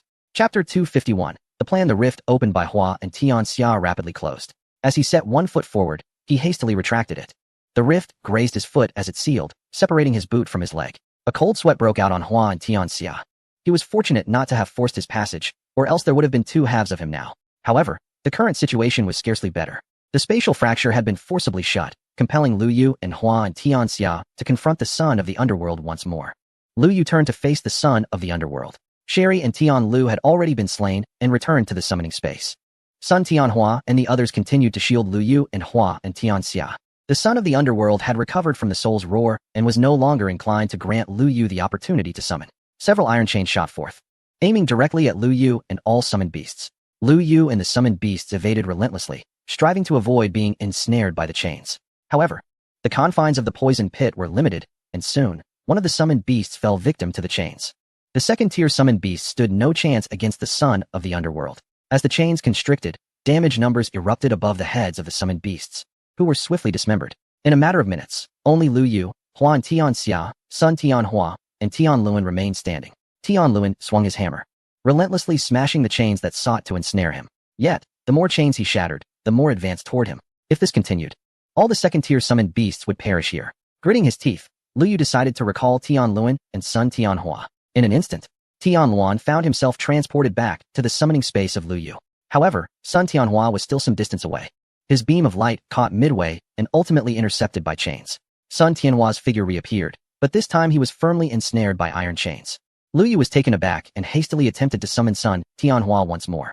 Yet, at that moment, the summoning spell seemed to falter, or rather, it was not the spell that had failed, but rather its efficacy against Sun Tianhua.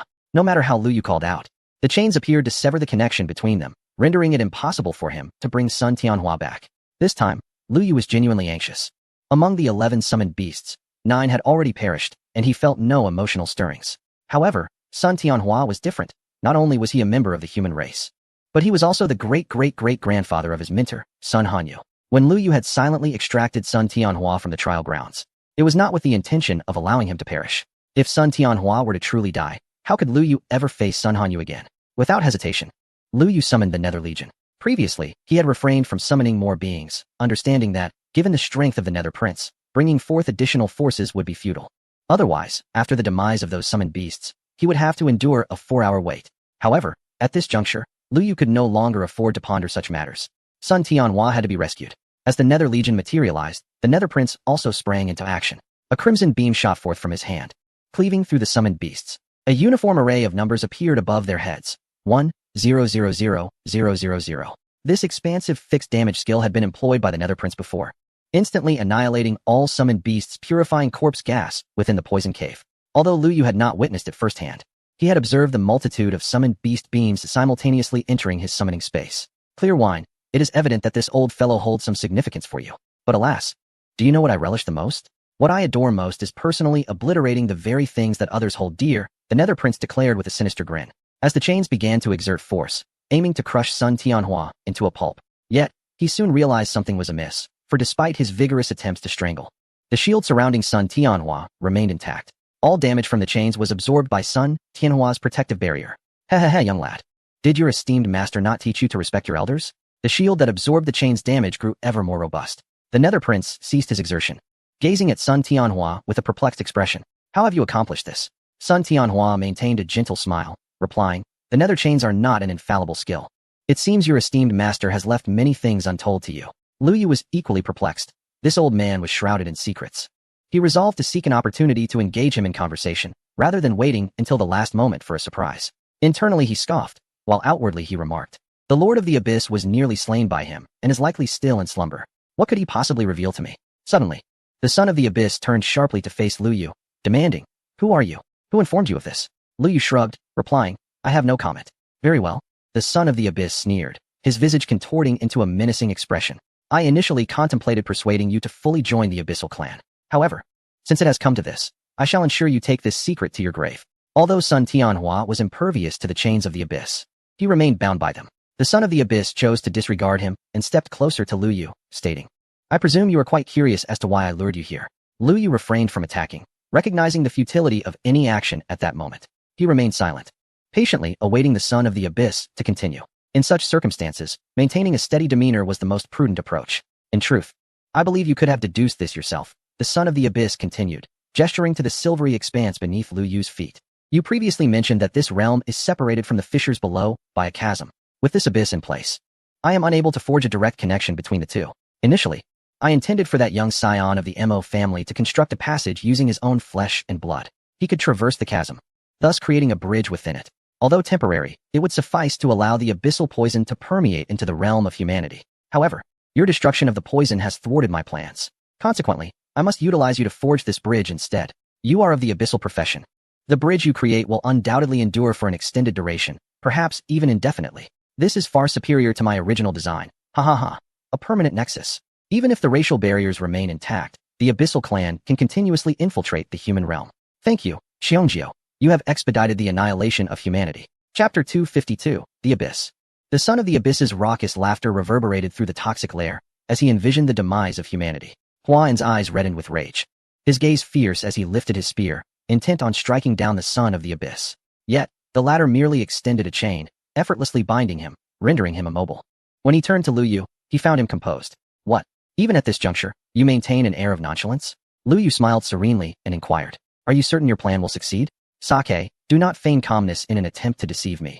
This plan has undergone rigorous validation and is destined for success. Please, proceed.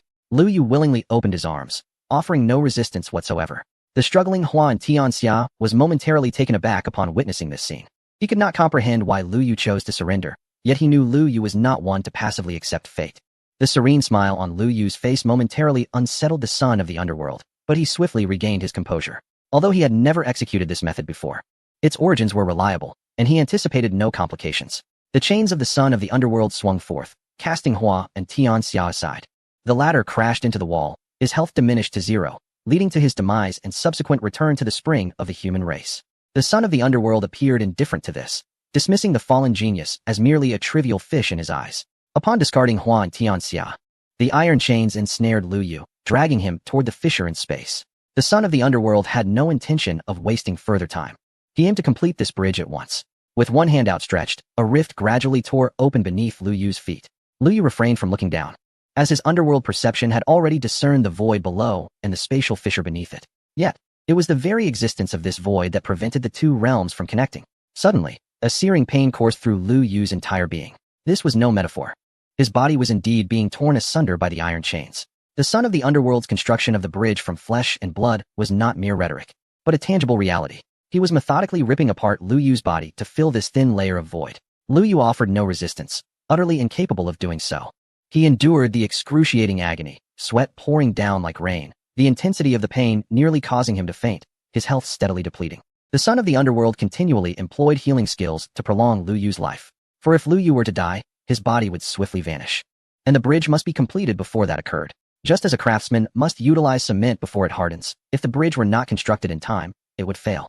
Conversely, if the bridge were completed before the cement set, it would meld seamlessly with the structure, never to disappear. Boy, you truly have no way out, do you? If the son of the underworld connects the underworld clan with the human race, it will be the end, echoed Sun Tianhua's voice in Lu Yu's mind. At that moment, Lu Yu longed to let out a resigned smile, yet he could not even muster that thought, as the pain was overwhelming. Even with his senses dulled to the bare minimum, the excruciating pain that tore through his body was simply unbearable. Now, he could only await his demise, only to be transported back to the spring, returned to the spring, rather than being forged into a bridge. Lu Yu understood that this method was destined for failure. As in his previous life, this passage had never been breached. The chains of the netherworld continued to rend Lu Yu's flesh, the intense agony persisting unabated. At last, Lu Yu could endure no longer. His consciousness began to blur, and he ultimately succumbed to a profound darkness. In that void, a solemn and indifferent voice echoed in his ear. Abyss caller, long time no see. Upon opening his eyes, Lu Yu found himself still surrounded by an expanse of emptiness. Yet the chains that had bound him had vanished. No, it was not that the chains had disappeared. Rather, he no longer existed in corporeal form, but as a being of pure spirit. Abyss caller, long time no see. The voice emanated from the void, enveloping Lu Yu like an 8D surround sound. He glanced around, unable to discern any presence or source of the sound. Abyss caller, no need to search. I am right before you, right before me. Lu Yu furrowed his brow, for before him lay only the abyssal void. Could it be? You are the abyss? Indeed, I am the abyss. Long time no see, Abyss caller. Have we met before? In neither his past life nor this one had Lu Yu confronted the abyss directly. The abyss's remark of long time no see filled him with perplexity. You have not, Abyss caller. Lu Yu retorted, then how can you say long time no see? The previous abyss caller was not me. Yet the current abyss caller is you. Lu Yu was taken aback. Can you hear my thoughts? Yes. For you now dwell within me. This statement sounded peculiar. The abyss should also be able to hear that, including this sentence. Lu Yu hastily collected his thoughts and inquired, why am I here now? Because so much time has passed, I deemed it necessary for us to meet and incidentally address some other issues. Other issues? What issues? I have encountered certain complications. For instance, someone is attempting to exploit my vulnerabilities to breach the racial barriers. The passage that the children of the netherworld are constructing? Lu Yu recalled that the current children of the netherworld were still using their own bodies to forge a bridge between the two races. Yes, should this passage be established, It will shatter all racial barriers prematurely. All because of this minuscule passage? Indeed, it is akin to tapping a glass with a safety hammer. Although the point of contact is minimal, it can cause the entire glass to shatter. What can I do? I am currently unable to exert control over my own body. Is there a possibility for you to transport me directly back to the human realm? I am incapable of doing so. I cannot directly intervene in the affairs among the races. Lu Yu. Therefore, your predicament remains unresolved. I presently lack the power to prevent him from establishing a passage. No. While I cannot intervene directly, I can induce the collapse of the spatial rift. When that occurs, the ensuing force of the spatial collapse will draw both you and the Son of the Nether into the human realm. Subsequently, I require you to eliminate the Son of the Nether for me. Chapter 253. The collapse of the spatial rift. Are you jesting? Lu Yu was nearly amused by the final words of the abyss. If he were able to slay the Son of the Nether, would he have to endure such torment, allowing him to gradually tear apart his flesh and bones? If he could indeed vanquish the Son of the Abyss, would such a crisis still loom over the abyss? Lu Yu recalled that the abyss could hear his innermost thoughts. However, he felt no discrepancy in what had just been said, for those were indeed truths. You cannot kill the Son of the Nether, yet someone can. Who? Lu Yu contemplated his summoned beasts and acquaintances, seemingly finding none who had reached the third transformation. Wait. The guardian beast of Sun Hanyu's family, the gold-swallowing beast, is a celestial beast, and its strength should be at least at the third transformation. If it were to act, it ought to be able to engage the Son of the Nether in a fair contest. Yet, that celestial beast seems preoccupied with its own little realm. If the abyss draws the Son of the Nether into the human realm and refrains from provoking the gold-swallowing beast, I would still be at a loss. No, I cannot command the gold-swallowing beast, but there is someone who can. Lu Yu thought of Sun Tianhua. The celestial beasts within that small realm were predominantly summoned by Sun Tianhua, although he had released them and erased their master-servant relationship. The mere fact that the gold-swallowing beast is still willing to guard the Sun family indicates that their bond no longer necessitates coercive control. He recalled the first time he encountered the gold-swallowing beast. It had completely disregarded him. However, when he stealthily departed with Sun Tianhua, the beast expressed its reluctance and even gifted him a gold-absorbing ring. Although my vassal's vassal is not my vassal, I can command my vassal to instruct my vassal's vassal. With this thought, Lu Yu finally felt at ease. By the way, I have another question. Have you encountered Sun Tianhua, the previous abyss summoner, within the summon space? I have seen him in the future. Very well. I have initiated the collapse of the spatial rift. You may return now. The abyss ceased further communication with Lu Yu, its voice gradually fading away until it vanished entirely. What does seen in the future mean? Can you transcend time? How is that even possible? After a moment of contemplation, Lu Yu began to understand that when the abyss referred to seen in the future, it must pertain to Sun Tianhua after reaching level 80. The abyss vanished from sight, and Lu Yu felt his consciousness plunge abruptly, akin to falling into an endless black hole. Suddenly, the descent halted, and a heart-wrenching pain surged anew. However, unlike before, he now found himself liberated from the shackles of iron chains. His body was swiftly healing, yet his health continued to plummet. In haste, Lu Yu cast a healing spell upon himself. Damn, success was within reach. Why did the spatial rift suddenly collapse? Just as the abyss had foretold. The disintegration of the rift generated a powerful tearing force, dragging Lu Yu and the Son of the Underworld towards the realm of the human race. The Son of the Underworld had completely lost his composure. His expression was one of grotesque fury, every muscle in his face betraying his utter desolation. The chains behind him desperately clutched at the space of the underworld, attempting to pull him back. Yet, the force of the rift had already ensnared him within the abyss, leaving him to barely maintain his position, preventing further descent. The spatial rift had utterly shattered, and the breach between the realms of humans and the underworld was beginning to mend. Lu Yu and Sun Tianhua had already fallen into the human realm, while the Son of the Underworld continued to struggle in vain. He was unwilling to enter the realm of humans, for he was acutely aware of the peril that lay beneath. Once he crossed over, he might never return alive. He longed to use the chains to draw himself back to the underworld. However, the pull only grew stronger, leaving him suspended in the abyss. As the two spatial breaches began to close, the Son of the Underworld felt an increasing sense of panic. Once the two spaces were entirely sealed, he would be left to drift endlessly within the abyss. He possessed the Eye of the Abyss, yet his entry into this realm was not by conventional means. Even with the Eye, he could not open a portal to escape.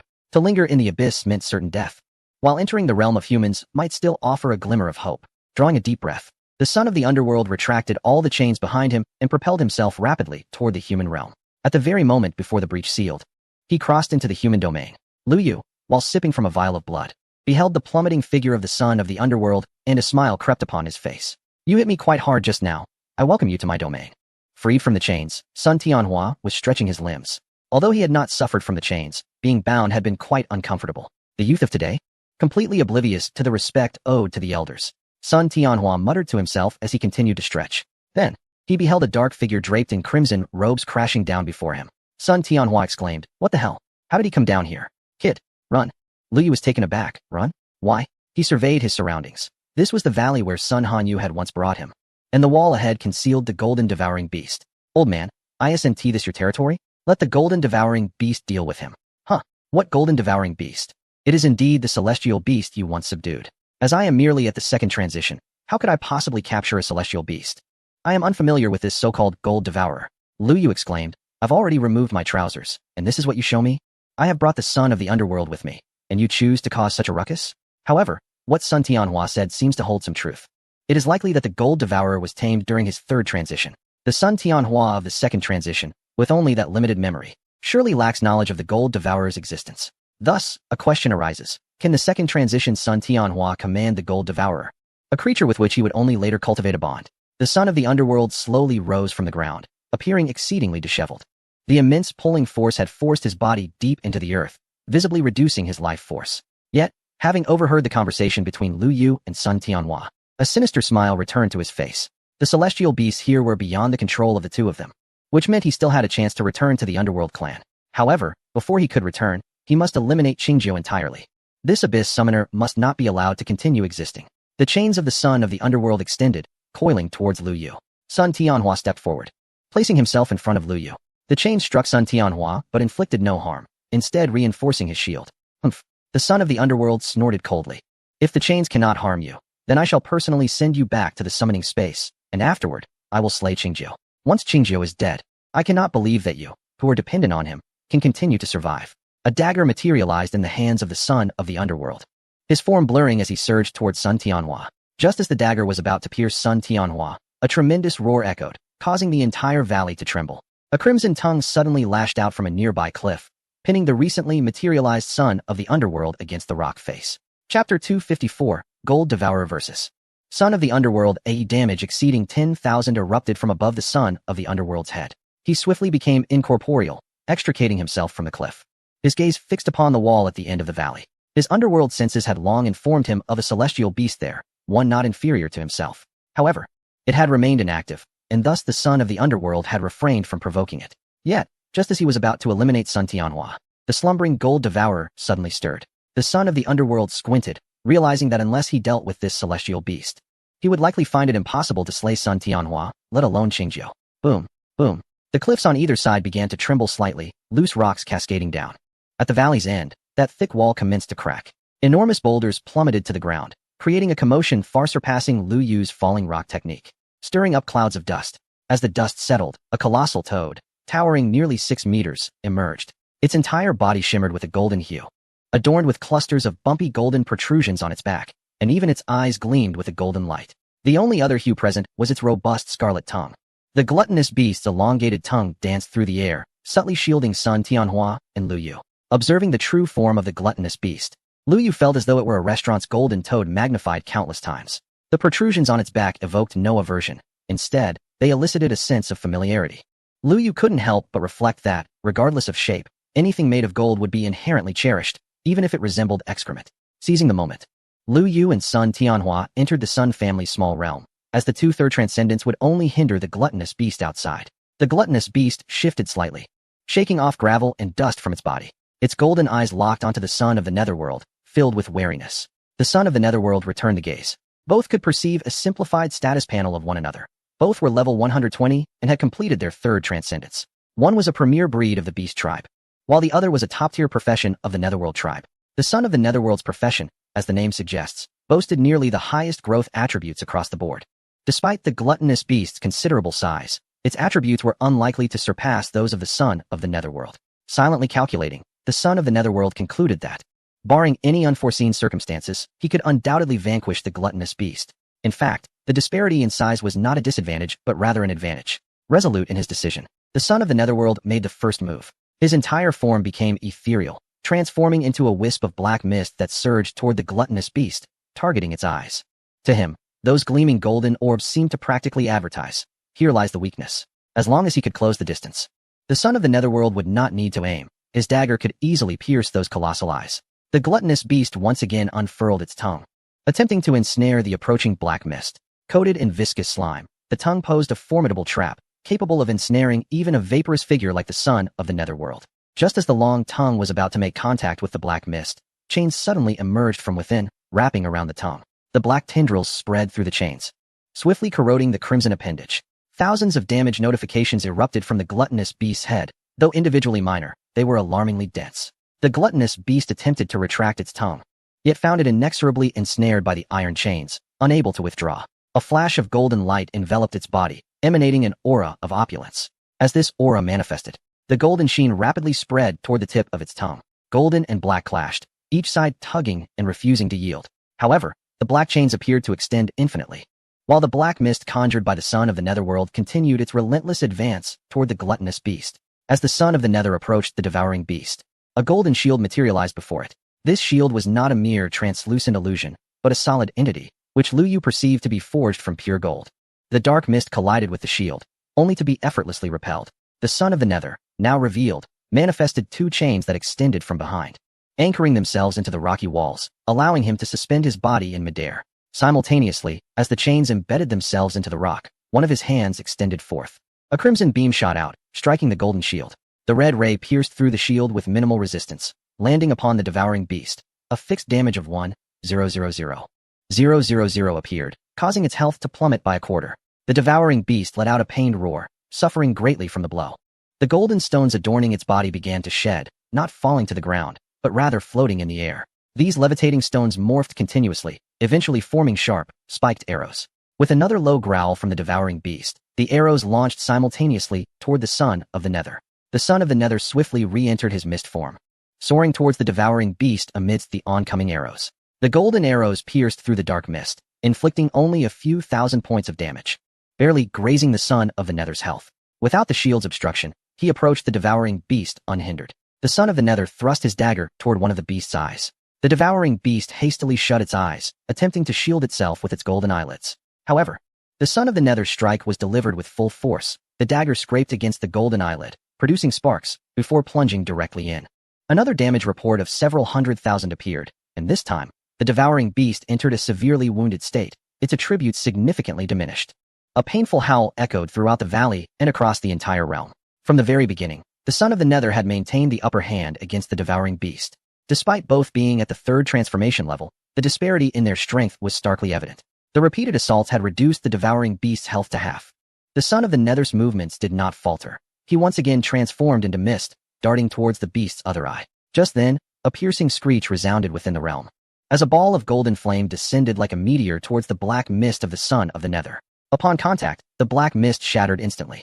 The son of the nether reverted to his physical form, retreating rapidly, disbelief etched upon his features. The Golden Crow. Chapter 255, Death. The impact from the Golden Crow had directly stripped away several 100,000 of his health. The son of the nether felt a wave of shock. Sun Tianhua, equally astonished, widened his eyes, realizing that there was indeed a third transformation celestial beast within the realm. Only Lu Yu silently nodded. He had seen this Golden Crow before.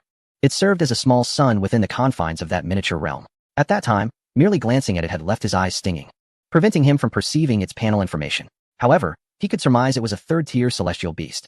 Just moments ago, the swallowing beast had fallen into a disadvantage, and the son of the underworld was reveling in his triumph. While Sun Tianhua appeared anxious, yet Lu Yu remained remarkably composed.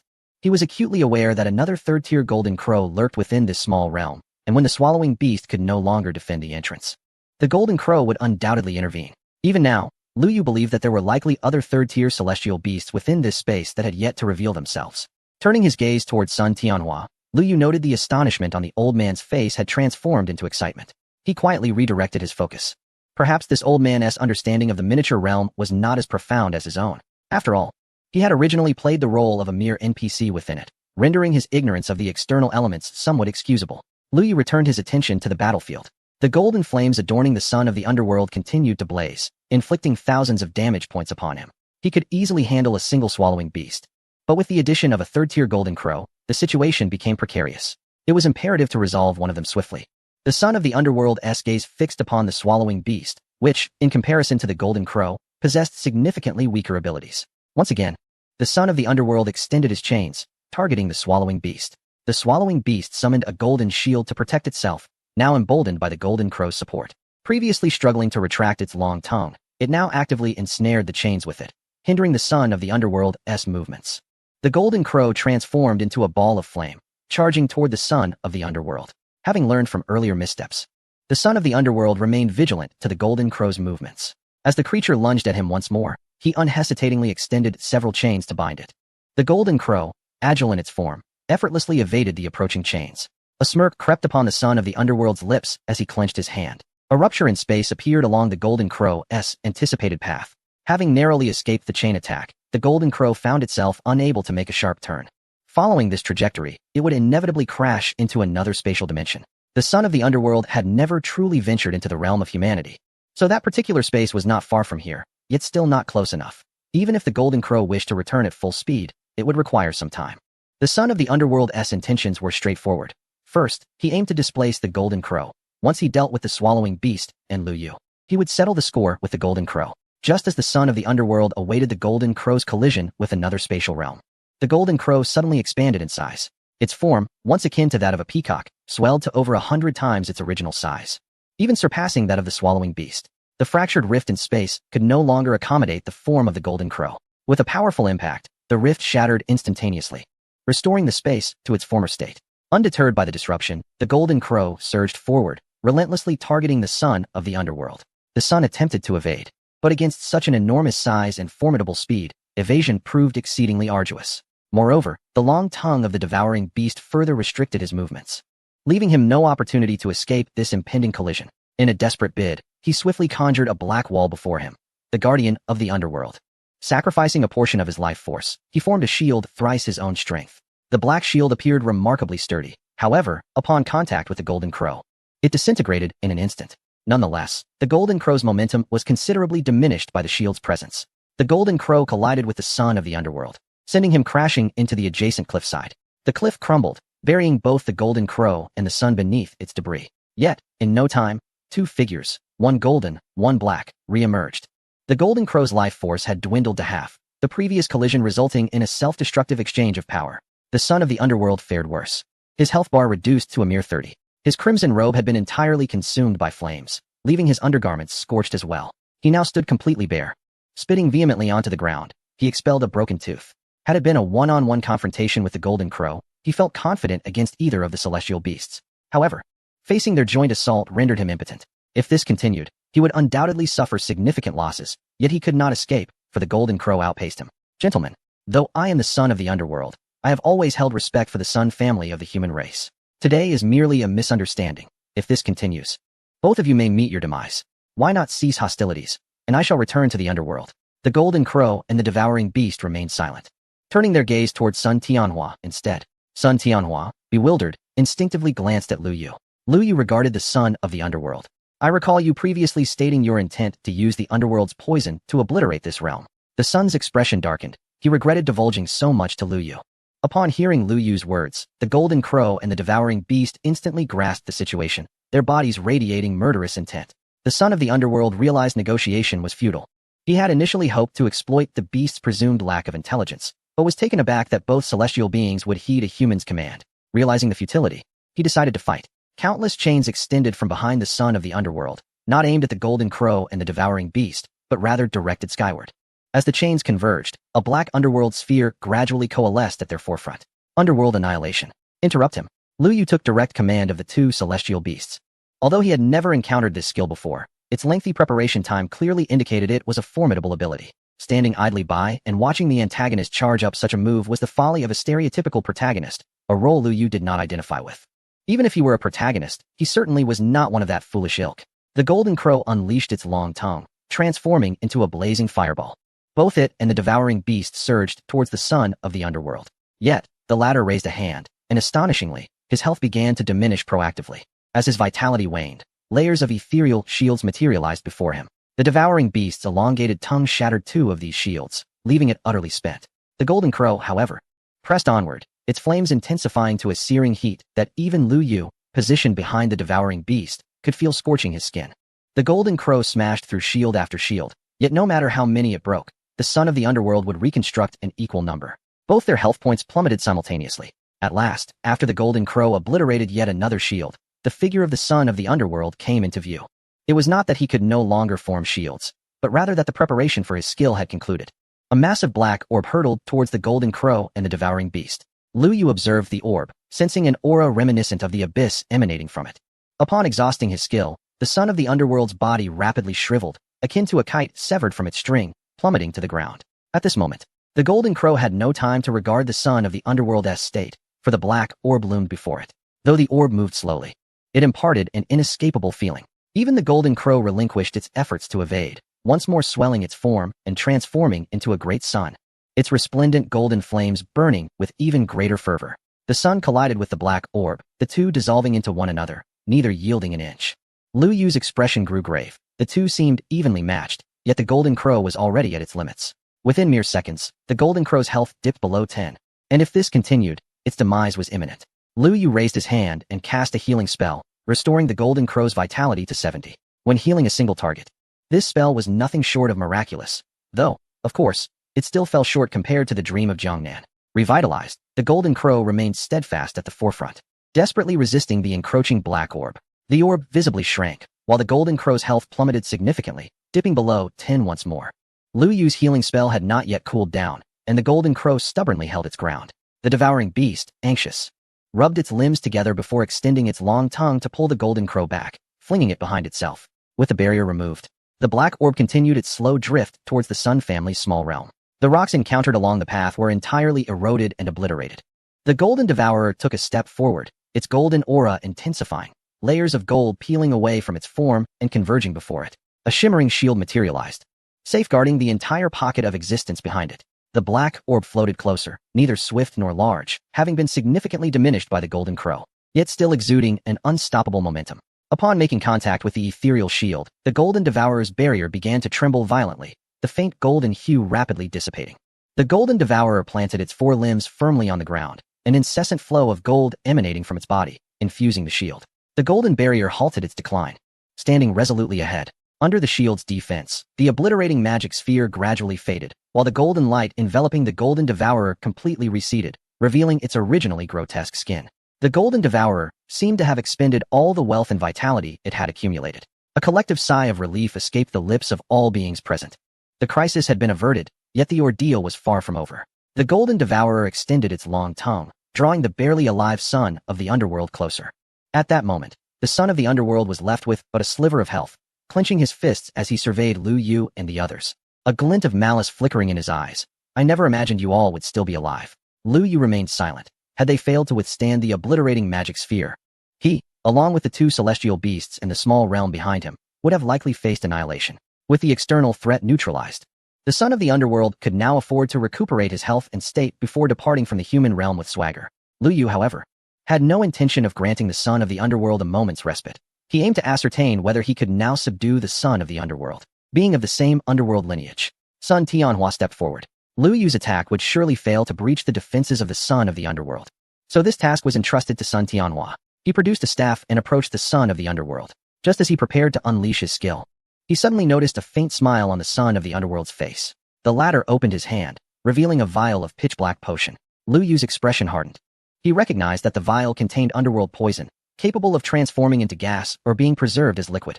He had thought he had eradicated all traces of the underworld poison, only to discover that yet another vial had been concocted. Before anyone could react, the vial shattered. Sun Tianhua, standing at the forefront, bore the brunt. At that moment, a figure engulfed in golden flames surged forward, colliding with Sun Tianhua and sending him flying. The golden crow enveloped the underworld poison entirely with its body, absorbing the entire vial. The golden flames rapidly extinguished, leaving the golden crow on the brink of its last vestige of life. Lu Yu was taken aback and unleashed a falling rock attack, 20 points of damage, which was a critical hit.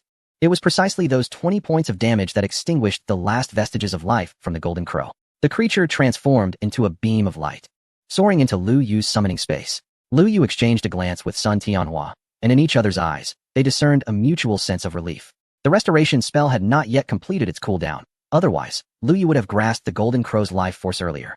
Sun Tianhua rose from the ground, a white beam emanating from his staff, directed at the utterly defenseless son of the underworld. The underworld poison proved ineffective against the underworld clan. However, Sun Tianhua's skill appeared to be specifically designed to counter them. The white ray siphoned away the final remnants of the son of the underworld's vitality. Lu Yu observed silently, noting the son's contorted visage, rife with rage, resentment, and boundless terror in his dying moments. With a sigh, Lu Yu beheld as the son of the underworld's body transformed into a swirling mass of black light, piercing through the fabric of space, vanishing without a trace. Meanwhile, beneath the underworld clan's temple, an ancient coffin trembled slightly, a black beam of light breaking through space and landing squarely atop it. The coffin shattered with a thunderous crash, and an elder abruptly sat upright. He surveyed his own form, revealing two blood-stained fangs. Son of the underworld, my child, you have finally returned to merge with me. Lu Yu had been unable to subdue the son of the underworld, not due to their shared lineage, but because it seemed the son had not perished completely. Lu Yu glanced at his own ebony skin. Having returned to the human race, he felt an acute discomfort with his dark complexion. He opened the dialogue box, seeking out the player Wu Shuang. Do we have any human race tokens in our guild? Or can you help me procure one? Brother Yu, you're back. I happen to know someone who has one. Chapter 256. Fractured her. Lu Yu transferred 100,000 gold coins to Wu Shuang. Human race tokens were not particularly valuable items, neither among humans nor other races. After all, no one wished to associate with a weakened faction oppressed by the four ancient races. The sum of 100,000 gold coins far exceeded the worth of a human race token. Lu Yu was merely concerned that the seller might mistakenly regard the token as a rare item, unwilling to sell it at a reasonable price, especially since he was in urgent need of it. Hence, he offered a bit more gold. Please secure it for me. And if there are any excess funds, set them aside for the Lord of the Abyss as reserve capital. Brother Yu, that person doesn't want gold. If he doesn't want gold, then what does he want? Players who shunned gold coins during this period were a rarity. As the game Abyss evolved in reality, gold coins had achieved a relatively free exchange rate with real-world currency, facilitated by the infrastructure established by the venerable Mr. Du Guohua. Presently, gold coins essentially equated to tangible currency. To Lu Yu's astonishment, the individual in question declined monetary compensation. He expressed a desire to meet you in person to hand over the token directly. Lu Yu smacked his lips, realizing that this person sought his assistance. However, as a mere summoner within a game, he pondered what he could possibly do to help. He glanced at the time. It was evening. The last time he returned to the main city from this location, it took him the better part of a day. Lacking superior means of transportation, he surmised that this journey would similarly require a considerable amount of time. He suggested that the individual wait for him at the north gate the following morning, advising against arriving too early. All right, came the response. Yuga, it feels like ages since we last chatted. I miss you. Lu Yu replied. The pure-hearted boy and the lovely girl miss you as well, along with the handsome gentleman. Who is the handsome gentleman? Oh right, it's Chinju. What is up? Do you have something to discuss? Hee, I knew I couldn't keep it from you, Yuga. Remember the gathering we mentioned? Suddenly, Lu Yu recalled that he had moved into the villa district of East City with Chinju and the pure-hearted boy. During the last move, they had planned to dine together, but due to his precarious situation within the underworld clan, they postponed the meal. Now that he had returned, free from strife, he felt it was time to bring this plan to fruition. All right, let us see if everyone is available tomorrow afternoon for dinner. Sounds good, Yuga. By the way, ask Ru Ming Jiang Nan if she wants to join. If she comes, I can cover the expenses. Ru Ming is already on her way. She'll arrive tomorrow morning. I've purchased a new gaming pod for her and reserved a room. Lu Yu felt as though he had missed something significant. Yuga, you didn't know? Ru Ming mentioned her family issues to you. What issues? Her father, that scoundrel, lost money gambling and, upon realizing the value of her gaming pod, intended to sell it. Ru Ming refused, and as a result, he struck her. I noticed she hadn't logged in for over a day, so I sent someone to her house and discovered she was locked in the bathroom by her father. Lu Yu's brow furrowed in concern. He recalled that during his efforts to assist Ru Ming Jiang Nan in her alchemical pursuits, she had confided in him about her troubled family, a gambling father, a drug-addicted mother, and a younger brother focused on school, all contributing to her fractured existence. At the time, he had dismissed her words as mere jest. Who would have imagined that the anecdotes shared online would reflect such a grim reality? Lu Yu's expression grew increasingly somber. Ru Ming Jiang Nan had rendered significant assistance to both him and the Lord of the Abyss, particularly for the Lord. The summoned beasts Lu Yu had left behind were still reliant on Ru Ming for sustenance. Moreover, the guild's warehouse was overflowing with the potions she had crafted, none of which she had sold for personal gain. When he had initially purchased the gaming pod for her, she had expressed her desire to repay him. Suddenly, Lu Yu felt a profound sense of guilt. He had extended too little care towards this young girl. Fortunately, there exists a sense of tranquility. What about his father? I have already enlisted help to resolve the matter. It appears that he may be confined to a wheelchair for the remainder of his life. As for his brother, I have investigated and found that he shares his father's penchant for gambling. Half of the proceeds from the sale of the gaming pod were squandered by his father to settle gambling debts, while the other half was seized by his brother as a dowry. However, it seems that his brother's marriage is now unlikely to materialize. Rest assured, Yugo, with my assistance, these matters will be handled with utmost clarity. Upon reading the message from Yusha Wuzing, Lu Yu felt a slight alleviation of his burdens. Although these responsibilities should have been his to undertake as the leader. Wuzing, I am grateful to you. Oh, what are you thanking me for, Yugo? Where shall we dine tomorrow at noon? How about Tien Ranju? It will also serve as a welcome for roaming. Very well, I shall make the reservation. Yu Shiwuzing agreed and quickly logged off. Lu Yu also closed the chat window, feeling a weight in his heart regarding the affairs of Rumeng Jiangnan. When he redirected his gaze to his surroundings, the heaviness intensified. The entrance to the small realm had transformed into a desolate wasteland. With the absence of the golden crow, the interior was shrouded in darkness. The gatekeeper, the gold-eating beast, was covered in wounds, its left eye completely blinded, an injury that could not be healed by restorative magic. Sun Tianhua was crouched by the beast's feet, gently stroking it. Although he had only recently met the gold-eating beast, an unspoken bond seemed to have already formed between them. Lu Yu employed his healing magic on the gold-eating beast, fully restoring its vitality. The beast extended its tongue, licking Lu Yu, who could perceive the profound exhaustion in its demeanor. The wealth it had accumulated over centuries had been entirely expended while defending against the annihilation spell. Even with its vitality restored, the gold-eating beast remained exceedingly weak. Lu Yu recalled that on his previous visit, Sun Hanyu had prompted him to give the beast 3 million gold coins. This currency should aid in its recovery. Without hesitation, Lu Yu emptied his entire stock of gold coins from his backpack, totaling 15 million coins, along with several spectral warriors transformed into gold. Before the gold-eating beast, the coins piled up into a small mountain. The beast immediately brightened, its long tongue extending to consume the coins. However, halfway through it paused, casting its gaze toward Lu Yu and Sun Tianhua. Lu Yu nodded. Go ahead, these are all for you. Sun Tianhua also nodded with a smile. The gold-eating beast, no longer hesitating, directed its tongue toward the mountain of gold. Within moments, the entire mound was devoured. A faint golden glow began to envelop its body once more. Although nowhere near as resplendent as before, it nonetheless restored a measure of vitality to the gold-eating beast. Even the scar over its left eye showed signs of healing. Chapter 257. The Soul Master, the Golden Devourer, leapt upon the ground, causing another tremor in the surrounding mountains. Sun Tianhua discerned the creature's elation and approached to caress it. To his surprise, the Golden Devourer ensnared him and began making its way into the small realm. It wished to inform the summoned beasts within that their master had returned once more. Sun Tianhua glanced at Lu Yu, who chuckled. Old man, why don't you stay here for a while? In a few days, Sun Hanyu and I will return together. Given the turmoil that had befallen Sun Hanyu's family, it was unacceptable for her to remain oblivious. Lu Yu planned to revert to his human form and pay a visit to the Gathering of Heroes, to convey the situation to Sun Hanyu. With the golden crow in its summoned space, the other exotic beasts within this small realm would surely be anxious. Leaving Sun Tianhua behind would also provide some comfort to these creatures. Young man, do not forget to feed that egg today, and do not dare to bully my granddaughter. Lu Yu? The old man's train of thought seemed to veer off in an unexpected direction. Watching Sun Tianhua enter the small realm and the entrance being sealed once more by the Golden Devourer, Lu Yu finally turned to depart. Sun Tianhua chose not to mention the Golden Crow, as the nether poison was indeed nearly insurmountable. The only known viable solution was the plant that Sun Tianhua had mentioned, which required entering the rival's territory. Having just returned from the Nether clan, Lu Yu would need some time to recuperate. The affairs of the human realm were still unresolved, leaving no opportunity to venture into another exotic realm. Once again, he summoned his steed, setting the destination to the northern gate of Lingfeng City, allowing the horse to gallop freely. After releasing the black-headed eagle, he lay upon the horse's back, his eyelids growing heavy. Having endured several fierce battles against the Nether clan and the relentless pursuit by the son of the Nether, culminating in the agonizing experience of his body being torn apart, he was utterly fatigued. Yet, the threat posed by the son of the Nether had kept his nerves taut. Now that the son was no more, and with his return to a relatively safe environment, exhaustion washed over him. Having slain the Golden Crow and the son of the Nether, his level had risen to 65. This was indeed a remarkable achievement among the human race, where few had even undergone a first transformation. Lu Yu's eyelids fluttered shut before suddenly snapping open again. He recalled Sun Tianhua's earlier reminder. He had yet to feed experience to the egg today. Hurriedly, he entered the summoning space, discovering that the amount of experience in the storage device was not much different from the last time. It contained not only the experiences from the 2/3 transformations he had defeated, but also the experiences from 6 second transformation Nether administrators and the 10,000 Nether beings that had besieged him.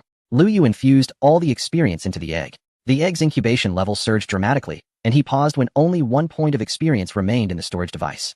He decided to retain this single point, anticipating that he would likely not have time to hunt for experience the following day. At this moment, the incubation progress had stalled at 86. Only 14 more points were needed for a successful hatching, and then Lu Yu would finally discover what resided within the egg. However, upon returning to the human realm, he found that there were not many high-level alien creatures left for him to slay. Consequently, the egg's incubation process would likely slow down as well. There was no alternative. With every gain came a corresponding loss. Lu Yu was also reluctant to continuously risk his life. During this period, he intended to take a temporary respite. He recalled that Hua and Tianxia had informed him that the Ao Shur alliance had begun to stir once again. Nevertheless, there was no urgency. They had yet to reach level 2, and thus the hunting token remained unusable. As Lu Yu's mind wandered, he gradually succumbed to slumber.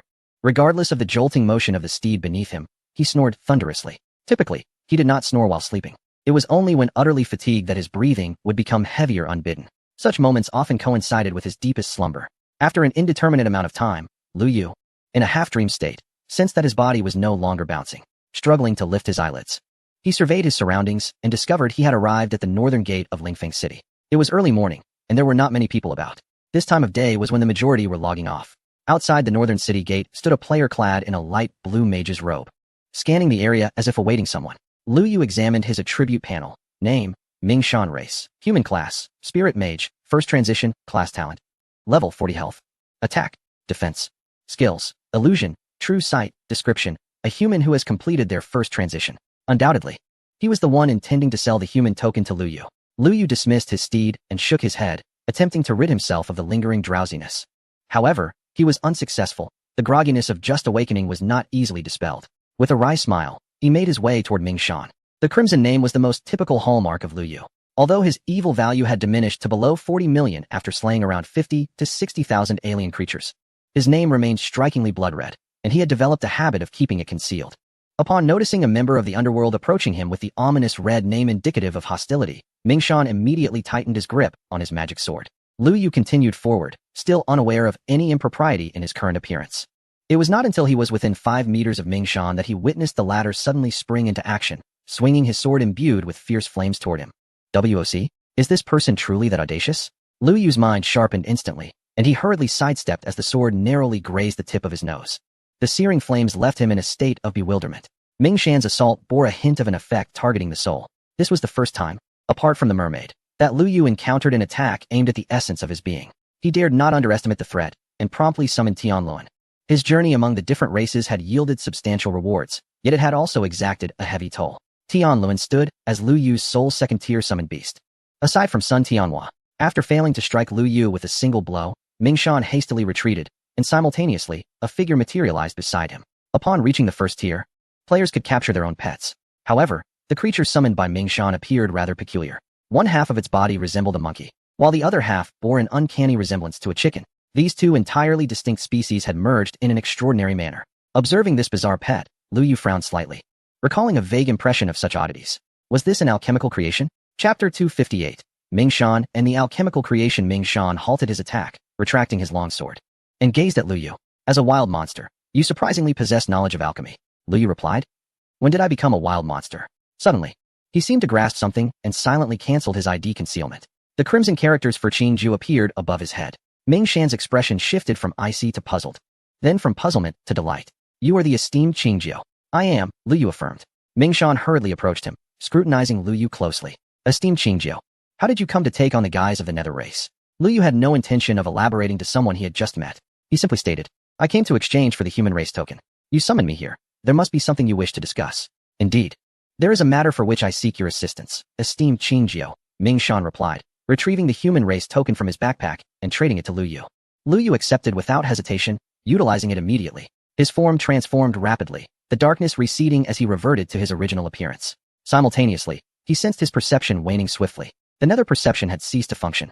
Although Lu Yu felt a twinge of regret, the price was acceptable in light of regaining his human identity. Once restored, Lu Yu turned to Mingshan. You may now share your concerns.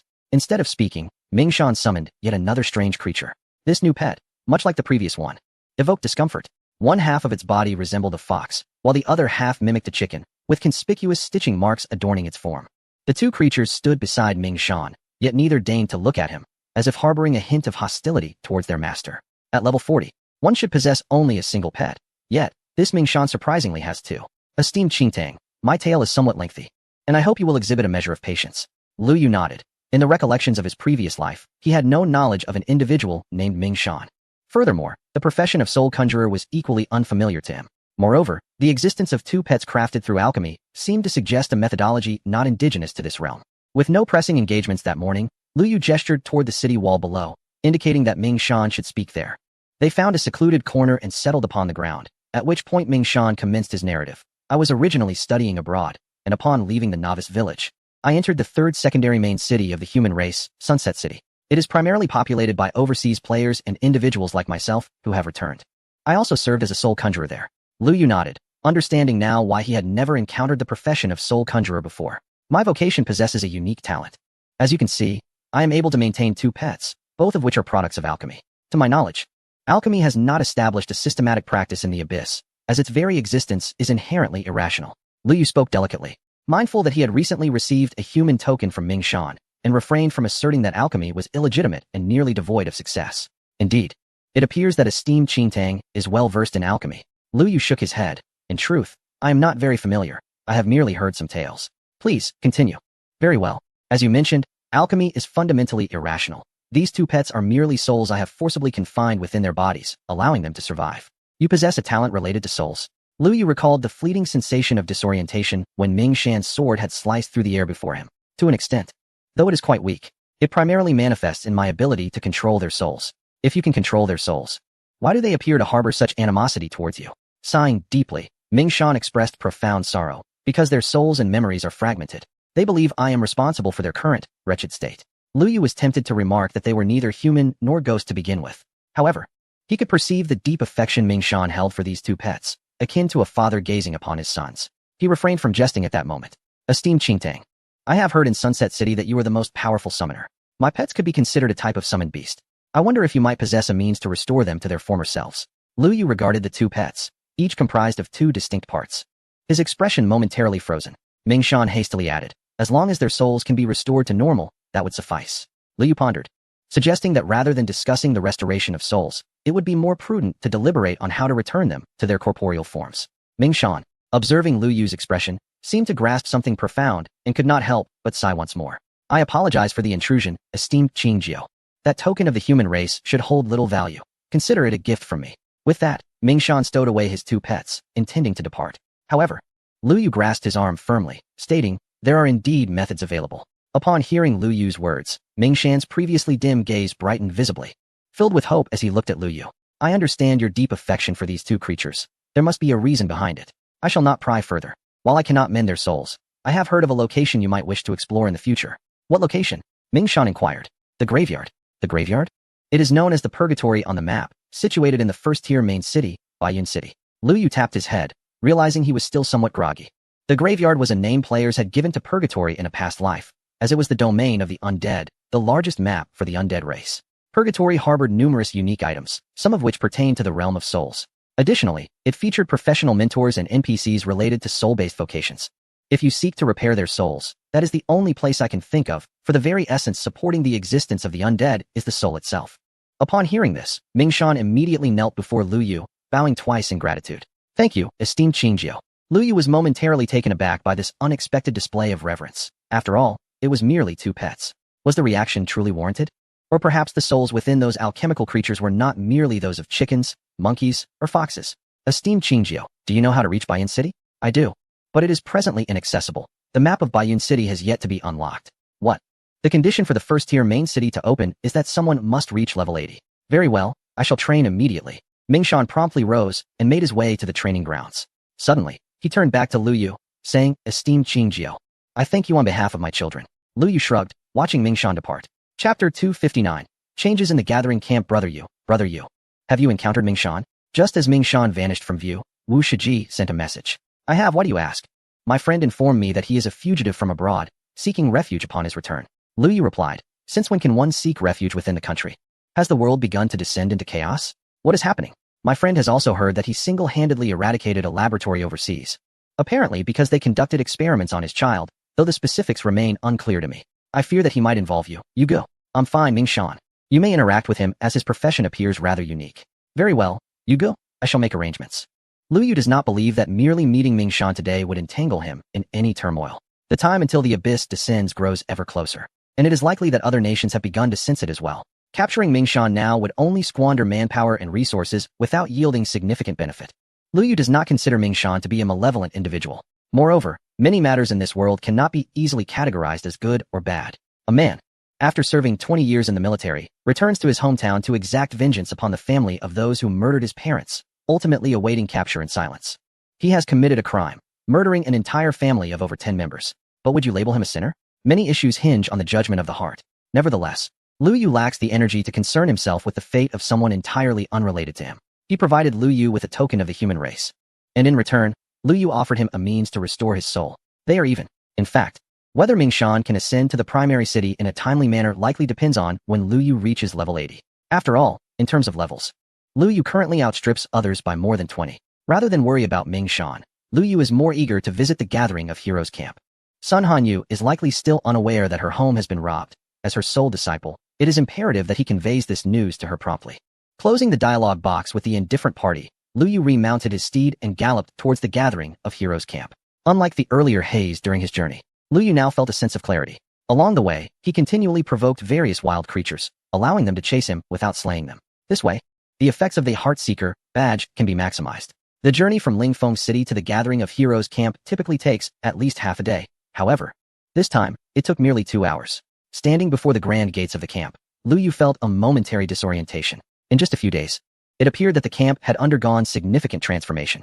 The most evident change was the entrance. The previously constructed gate of stone and rough timber had been dismantled and replaced by a formidable gate built entirely of massive stones. Towering watchtowers and sturdy bunkers had been erected on either side of the gate. Beyond the original walls of the camp, a higher and thicker outer wall was under construction, utilizing the finest bluestone, suggesting an intention to build a city wall. Among those laboring on the wall, a conspicuous giant clad in pink stood out. What has transpired at the gathering of heroes camp? Why the sudden fortification of defenses? The racial barrier remains intact, indicating that there should be no particular danger. Just as Lu Yu approached the camp's entrance, sentinels suddenly raised their weapons. Who dares to intrude upon the gathering of heroes camp? The 4 individuals were strangers to Lu Yu. They appeared to have recently joined the Alliance village. Just as Lu Yu was about to offer an explanation, one of them suddenly exclaimed, "Put down your weapons, you fools. Do you not recognize who this is? This is the young master, the most favored disciple of our chief's beloved Xiaobai." Instantly, the 4 relinquished their weapons and stood trembling at the side.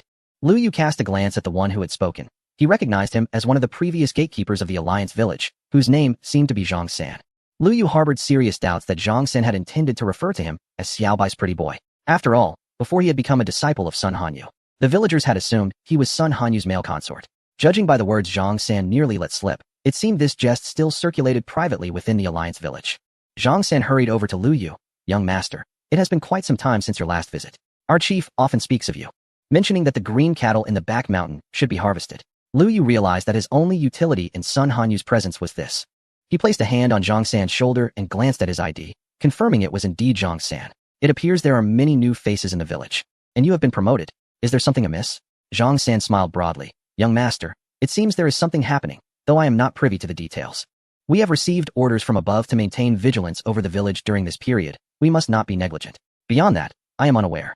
Lu Yu observed Zhang San's expression and concluded that the fellow was not lying. "Very well, I shall inquire with my mentor." Yes, please do go in. "The chief will certainly be delighted to see your return," Zhang San urged. Lu Yu entered the village. Due to the reconstruction of the walls, the area of the village had expanded significantly, appearing even more grand. Some villagers recognized Lu Yu and approached him to greet him. The newcomers, witnessing this scene, expressed their curiosity, inquiring among themselves. Upon receiving answers, they displayed looks of enlightenment, and some, feeling bolder, approached Lu Yu to become acquainted. Lu Yu responded to each, managing to navigate through the throng with great effort. Sun Hanyu's residence remained centrally located within the village, still the same stone house. The guards at the entrance recognized Lu Yu, nodding respectfully as they allowed him to enter. Upon entering the hall, Lu Yu found 4 elderly men seated: the armorer Wu Tianju, the apothecary Sun Miao, the old village chief, and a man Lu Yu had never seen before.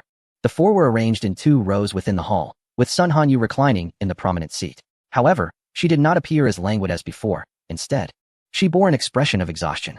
Visible wounds marred her body, each adorned with layers of dried blood clots.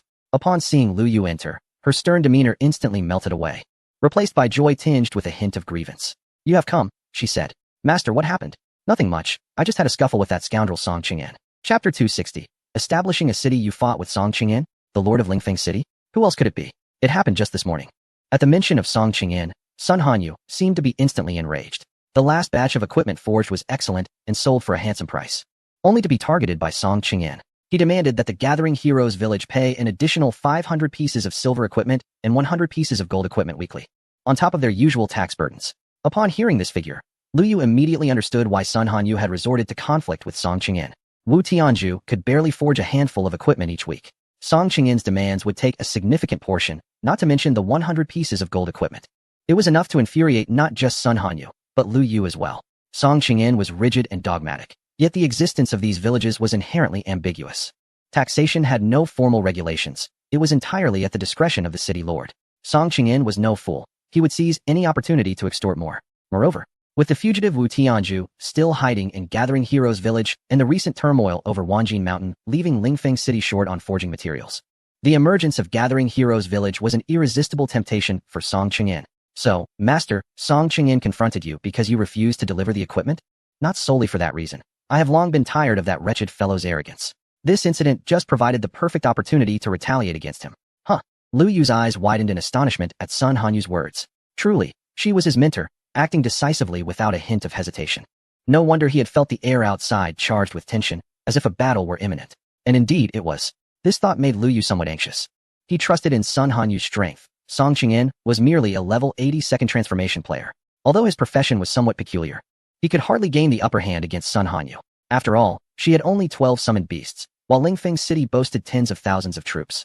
War was not merely a one-on-one confrontation. Unless one possessed the strength of a third transformation child of the underworld with extensive area skills, they would be ground to dust. Fortunately, he had returned. With tens of thousands of underworld warriors at his command, they were significantly more formidable than Lingfeng City's guards. If they dared to come, he could simply raise his notoriety to astronomical levels. Sun Hanyu noticed Lu Yu's concerns and reassured him, "Fear not, your master is not one to act without strategy." Even without you here, Song Qingyin would not dare to launch a large-scale assault on Gathering Heroes Village at this time. Why? Because he is currently overwhelmed with his own troubles, and the renovations at Gathering Heroes Village are not primarily aimed at countering Lingfeng City. Lu Yu gazed at Sun Hanyu with a puzzled expression, patiently awaiting her to elaborate. Do you recall the Goblin Legion I previously asked you to address? Lu Yu nodded. He found it peculiar when that legion inexplicably appeared around the Gathering Stronghold, as the locations of projections were generally predetermined. The sudden emergence of a legion could only indicate a shift in their original form. However, since the entire Goblin Legion had transformed into his summoned beasts and posed no further threat, Lu Yu dismissed the matter from his mind. Yet, just a couple of days ago, the entire legion had been obliterated by Mo Du's explosives. Considering the timeline, that legion must have respawned. Did it respawn around Lingfeng City? Indeed, this morning, 3 Goblin Legions, totaling 40,000 goblins, were stationed just south of Lingfeng City. The 3 legions likely comprised 2 auxiliary legions and 1 main legion. This morning, Lu Yu had an appointment with Ming Shan outside the northern city limits, completely unaware of this development. What a coincidence that all 3 legions respawned at the southern gate of Lingfeng City. I do not perceive this as mere chance. A voice interrupted, belonging to an elderly man among the 4 present, the only one Lu Yu did not recognize. He glanced at Sun Hanyu and then at the old man, whose ID read Chi Farui, a level 60 Earth tier boss. Further examination revealed his profession as a mage, with a secondary profession as a formation master. A formation master. Chi Lao had previously served my grandfather, and after my grandfather's death, he followed my father. Eventually, Sun Miao sought him out, and now he serves me. A portion of my family's realm was crafted by his hands. Chi Farui rose and bowed to Sun Hanyu, stating, "As a servant of the Sun family in life and a soul of the Sun family in death, it brings me great joy to see the young lady again. And I am resolved to serve her diligently." "All right, Chi Lao, please take a seat," Sun Hanyu replied, gesturing for him to refrain from such formalities. As Chi Lao mentioned earlier, it is highly likely that the goblins have discovered some method to calculate the corresponding projection locations. Otherwise, it is challenging to explain the simultaneous appearance of 3 legion projections at Lingfeng City. Lu Yu nodded, sharing her skepticism towards the idea of coincidence. Thus, one should never underestimate the 4 great races that first ventured into the abyss. Each seeks ways to infiltrate humanity. The underworld race attempts to forcibly breach racial barriers, while the goblins have opted to launch assaults on human strongholds through projections. It is difficult to ascertain which approach is more ingenious. Nevertheless, the presence of 3 goblin legions at the southern perimeter of Lingfeng City indeed presents an opportunity for the Gathering Stronghold. Lu Yu harbored no concerns that the 3 goblin legions could breach Lingfeng City, given that millions of players resided within its walls. Indeed, Mentor, Sun Hanyu remarked with a slight smile, you mentioned that the renovation of the Gathering Stronghold is not for defense. Then what is its purpose? To establish a city. Came the response. Establish a city? I intend to personally create a secondary main city. Once the city is constructed, Song Qingyin will have no means to impede me. As long as Sun Hanyu successfully builds the city, Song Qingyin will have no pretext to attack the Gathering Stronghold. At that point, it should be named Gathering City. However, Mentor, will Baiyun City acknowledge this? Sun Hanyu pondered. If they do not, it could lead to further complications. The Baiyun City has expressed its support. The village chief interjected, allow me to elaborate. Lu Yu turned his gaze toward the village chief, who appeared rosy-cheeked after a month of absence. The village chief rose, first bowing to Sun Hanyu, then smiling at Lu Yu. Young lad, We owe this to you. Although Song Cheng'in has turned a blind eye to our endeavors in the novice village, Baiyun City places great importance on it, thus granting us the permission to establish a city, albeit without resource support. They too desire a city to safeguard the racial barrier. Lu Yu comprehended. While Baiyun City had not yet opened, it still held considerable influence over the forthcoming secondary main cities. Sun Hanyu continued. The resources we currently possess are barely sufficient to erect a small city that meets the minimum requirements. My concern is that before the city is established, Song Cheng'in may devise other means to obstruct us. After all, once I successfully build the city, he will have no opportunity left. By the way, dear disciple, what brings you here today? Are you thinking about the green-skinned cattle in my backyard? No, Lu Yu replied, having nearly forgotten his original purpose after such a lengthy preamble. Chapter 261. The Hunt. Lu Yu recounted the happenings within Sun Hanyu's small realm, beginning from his entrance into the Netherworld clan, as the involvement of the Son of the Netherworld necessitated a thorough explanation. Initially, upon hearing that Lu Yu had annihilated a legion of the Wu family, Sun Hanyu was quite exhilarated. However, as she learned of the heavy losses Lu Yu's summoned beasts had suffered, her expression grew somber. The news of Lu Yu being pursued by the Son of the Netherworld further fueled her indignation. She clenched her fists, itching to confront the Son of the Netherworld immediately. When Lu Yu reached the crux of the matter, the attack on the small realm, the poisoning of the Jinwu, and the grave injuries sustained by the Golden Devourer, Sun Hanyu's eyes began to glisten with tears. Did you ultimately slay the Son of the Netherworld? Lu Yu hesitated momentarily before responding. I suppose it can be said that I did, though he is likely not entirely dead. I was unable to turn him into my summoned beast. It must be due to the Netherworld Lord. He is exceedingly troublesome. My grandfather was similarly ensnared by him in the past. Sun Hanyu wiped her tears with the back of her hand. And the village chief and others were equally filled with rage and sorrow. Lu Yu felt at a loss for words, opting to stand silently beside them. After a brief moment, Sun Hanyu adjusted her mindset and looked at Lu Yu, saying, regardless of the circumstances, I truly appreciate your help. Without you, my family might have faced dire straits. When Lu Yu had spoken to Sun Hanyu earlier, he had refrained from mentioning the matters concerning Sun Tianhua and the Abyss. It was not that he intended to keep it from her. Rather, the reality was simply too difficult to articulate.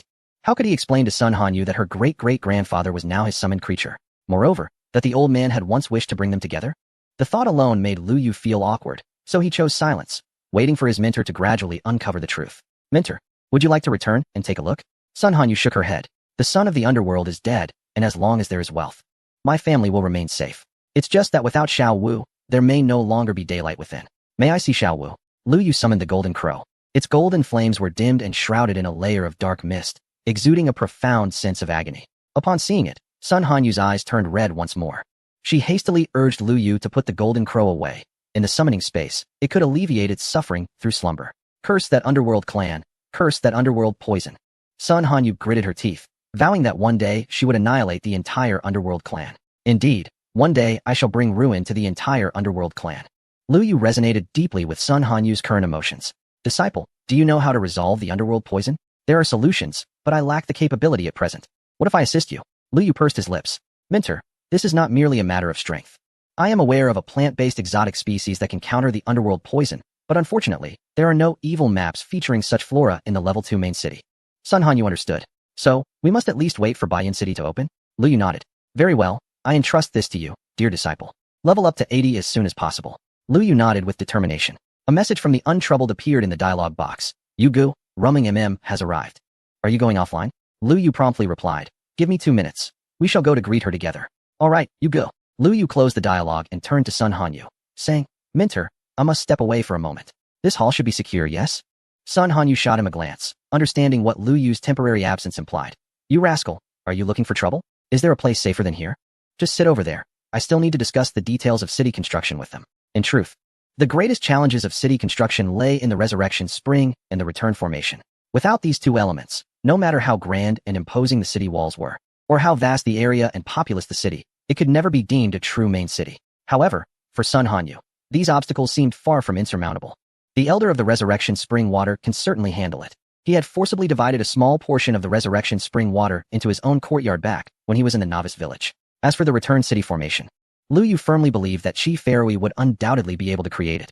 A master formation master at the Earth level should have no trouble crafting a return city formation. One cannot help but acknowledge that the Sun Hanyu family was once an illustrious clan of unparalleled grandeur.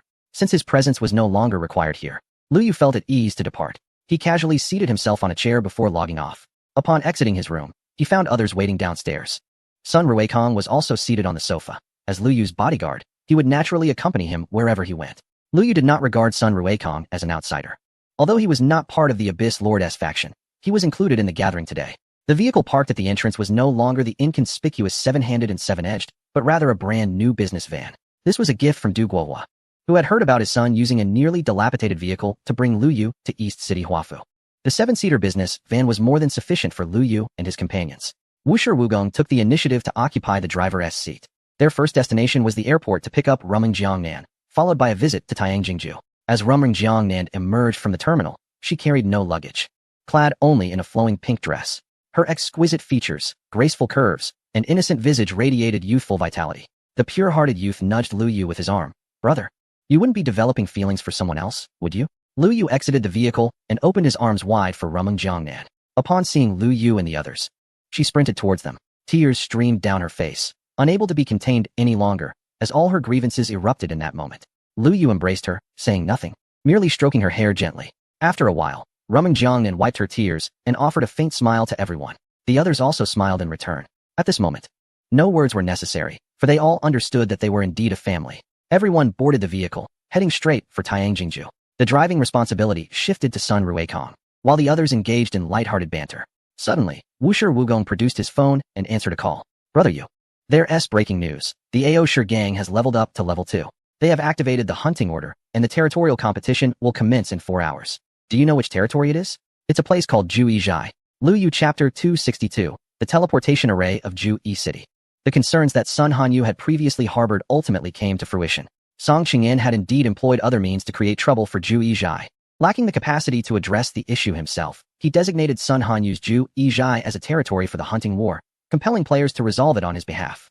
This tactic was genuinely repugnant to Sun Hanyu, given the overwhelming number of players involved. The 3 secondary gangs merely serve as a prerequisite for initiating the deer hunting order. They are not the only factions vying for dominance. In theory, even a solitary player without a gang could ultimately acquire the deed to the territory's Grand Hall, thus attaining ownership of the land. Once the battle commences, this deed is expected to land in Sun Hanyu's possession. Lu Yu, however, does not believe that the current strength of the human players is sufficient to wrest the deed from Sun Hanyu. Nevertheless, the assaults from numerous players will undoubtedly hinder the construction progress of the Unity Stronghold, allowing Song Qingyan the opportunity to address the situation there. The vehicle returned to the eastern city Huafu. Due to the sudden onset of the deer hunting battle, the gathering venue was temporarily shifted from natural residence to home. The feast originally booked was instead delivered from natural residence. The dining table on the first floor was adorned with a plethora of exquisite dishes, most of which Lu Yu had only seen in short videos by prominent food vloggers. Among them, a plate of spicy stir-fried pork and a dish of braised eggplant stood out prominently. Given the need to go online shortly, Wushi Wuzing only opened a bottle of red wine. In truth, Lu Yu was not particularly adept at creating an engaging atmosphere for such gatherings. However, with more than half of the 6 individuals present possessing a flair for humor, the meal was enjoyed with great delight. After the meal, Wushi Wuzing transformed the living room into a KTV. Lu Yu performed A Man Should Strive for Self-Reliance, captivating the audience, with the pure-hearted youth looking at him as if he were a star. As dreaming of Jiangnan cast aside his worries, he gazed at Lu Yu with rapt admiration. A smile graced Lu Yu's lips. He had practiced this song for over a month to avoid embarrassment in KTV. Chenju, not to be outdone, belted out, lending 500 years to heaven, equally impressive. Lu Yu and he exchanged knowing smiles, as these 2 songs were ones they had initially rehearsed together. When it was Wushi Wuzing's turn, he perfectly showcased the advantages of his portly physique, singing loyalty to the country with great vigor. Afterward, the 3 men exchanged glances, a silent understanding passing between them. Yet, Lu Yu felt a twinge of unease. Why were the men singing such grandiose songs? This was not merely a gathering of real men, as there were 2 young ladies present. Hours slipped by in an instant. Soon, it was past 3 o'clock in the afternoon, and less than an hour remained until the deer hunting battle began. Having thoroughly enjoyed themselves, the group tidied up the living room before retreating to their respective rooms to go online. Within the hall of the Unity Stronghold, Lu Yu's consciousness returned. At this moment, the elder village chief and others had departed, leaving only Sun Hanyu seated at the head of the table, scrutinizing a piece of parchment paper. "Mentor, do you possess the deed?" Lu Yu inquired. Sun Hanyu smiled warmly upon seeing Lu Yu's return. "I thought you were going to make me face all those players alone." She casually tossed the deed to Lu Yu, saying, "This is what we are fighting for in the deer hunting battle. Please hold on to it for me." Lu Yu. "Master, if this item were in my possession, once the 12 hours elapsed, your stronghold would undoubtedly belong to me. What is yours shall become mine." Lu Yu remarked, "The old village chief lacks sufficient materials to construct the resurrection spring. The supplies in Lingfeng City will certainly not be sold to us. I must venture to the other races to procure the necessary materials." I noticed earlier that this land deed cannot be taken to the other races, so please hold on to it for me. Venture to the other races for materials? Liu Yu continued. Indeed, I plan to employ the method you previously suggested. A couple of days ago, I visited the goblin and dwarf tribes, and this time I intend to seek assistance from the elves, who should possess the materials I require. Liu Yu nodded in agreement. It seemed that during his time among the other races, his mentor had also been absent from the human realm. Song Qingyan attempted to obstruct the construction of the stronghold through underhanded means, but I am determined to thwart his plans. Mark my words. I shall establish the stronghold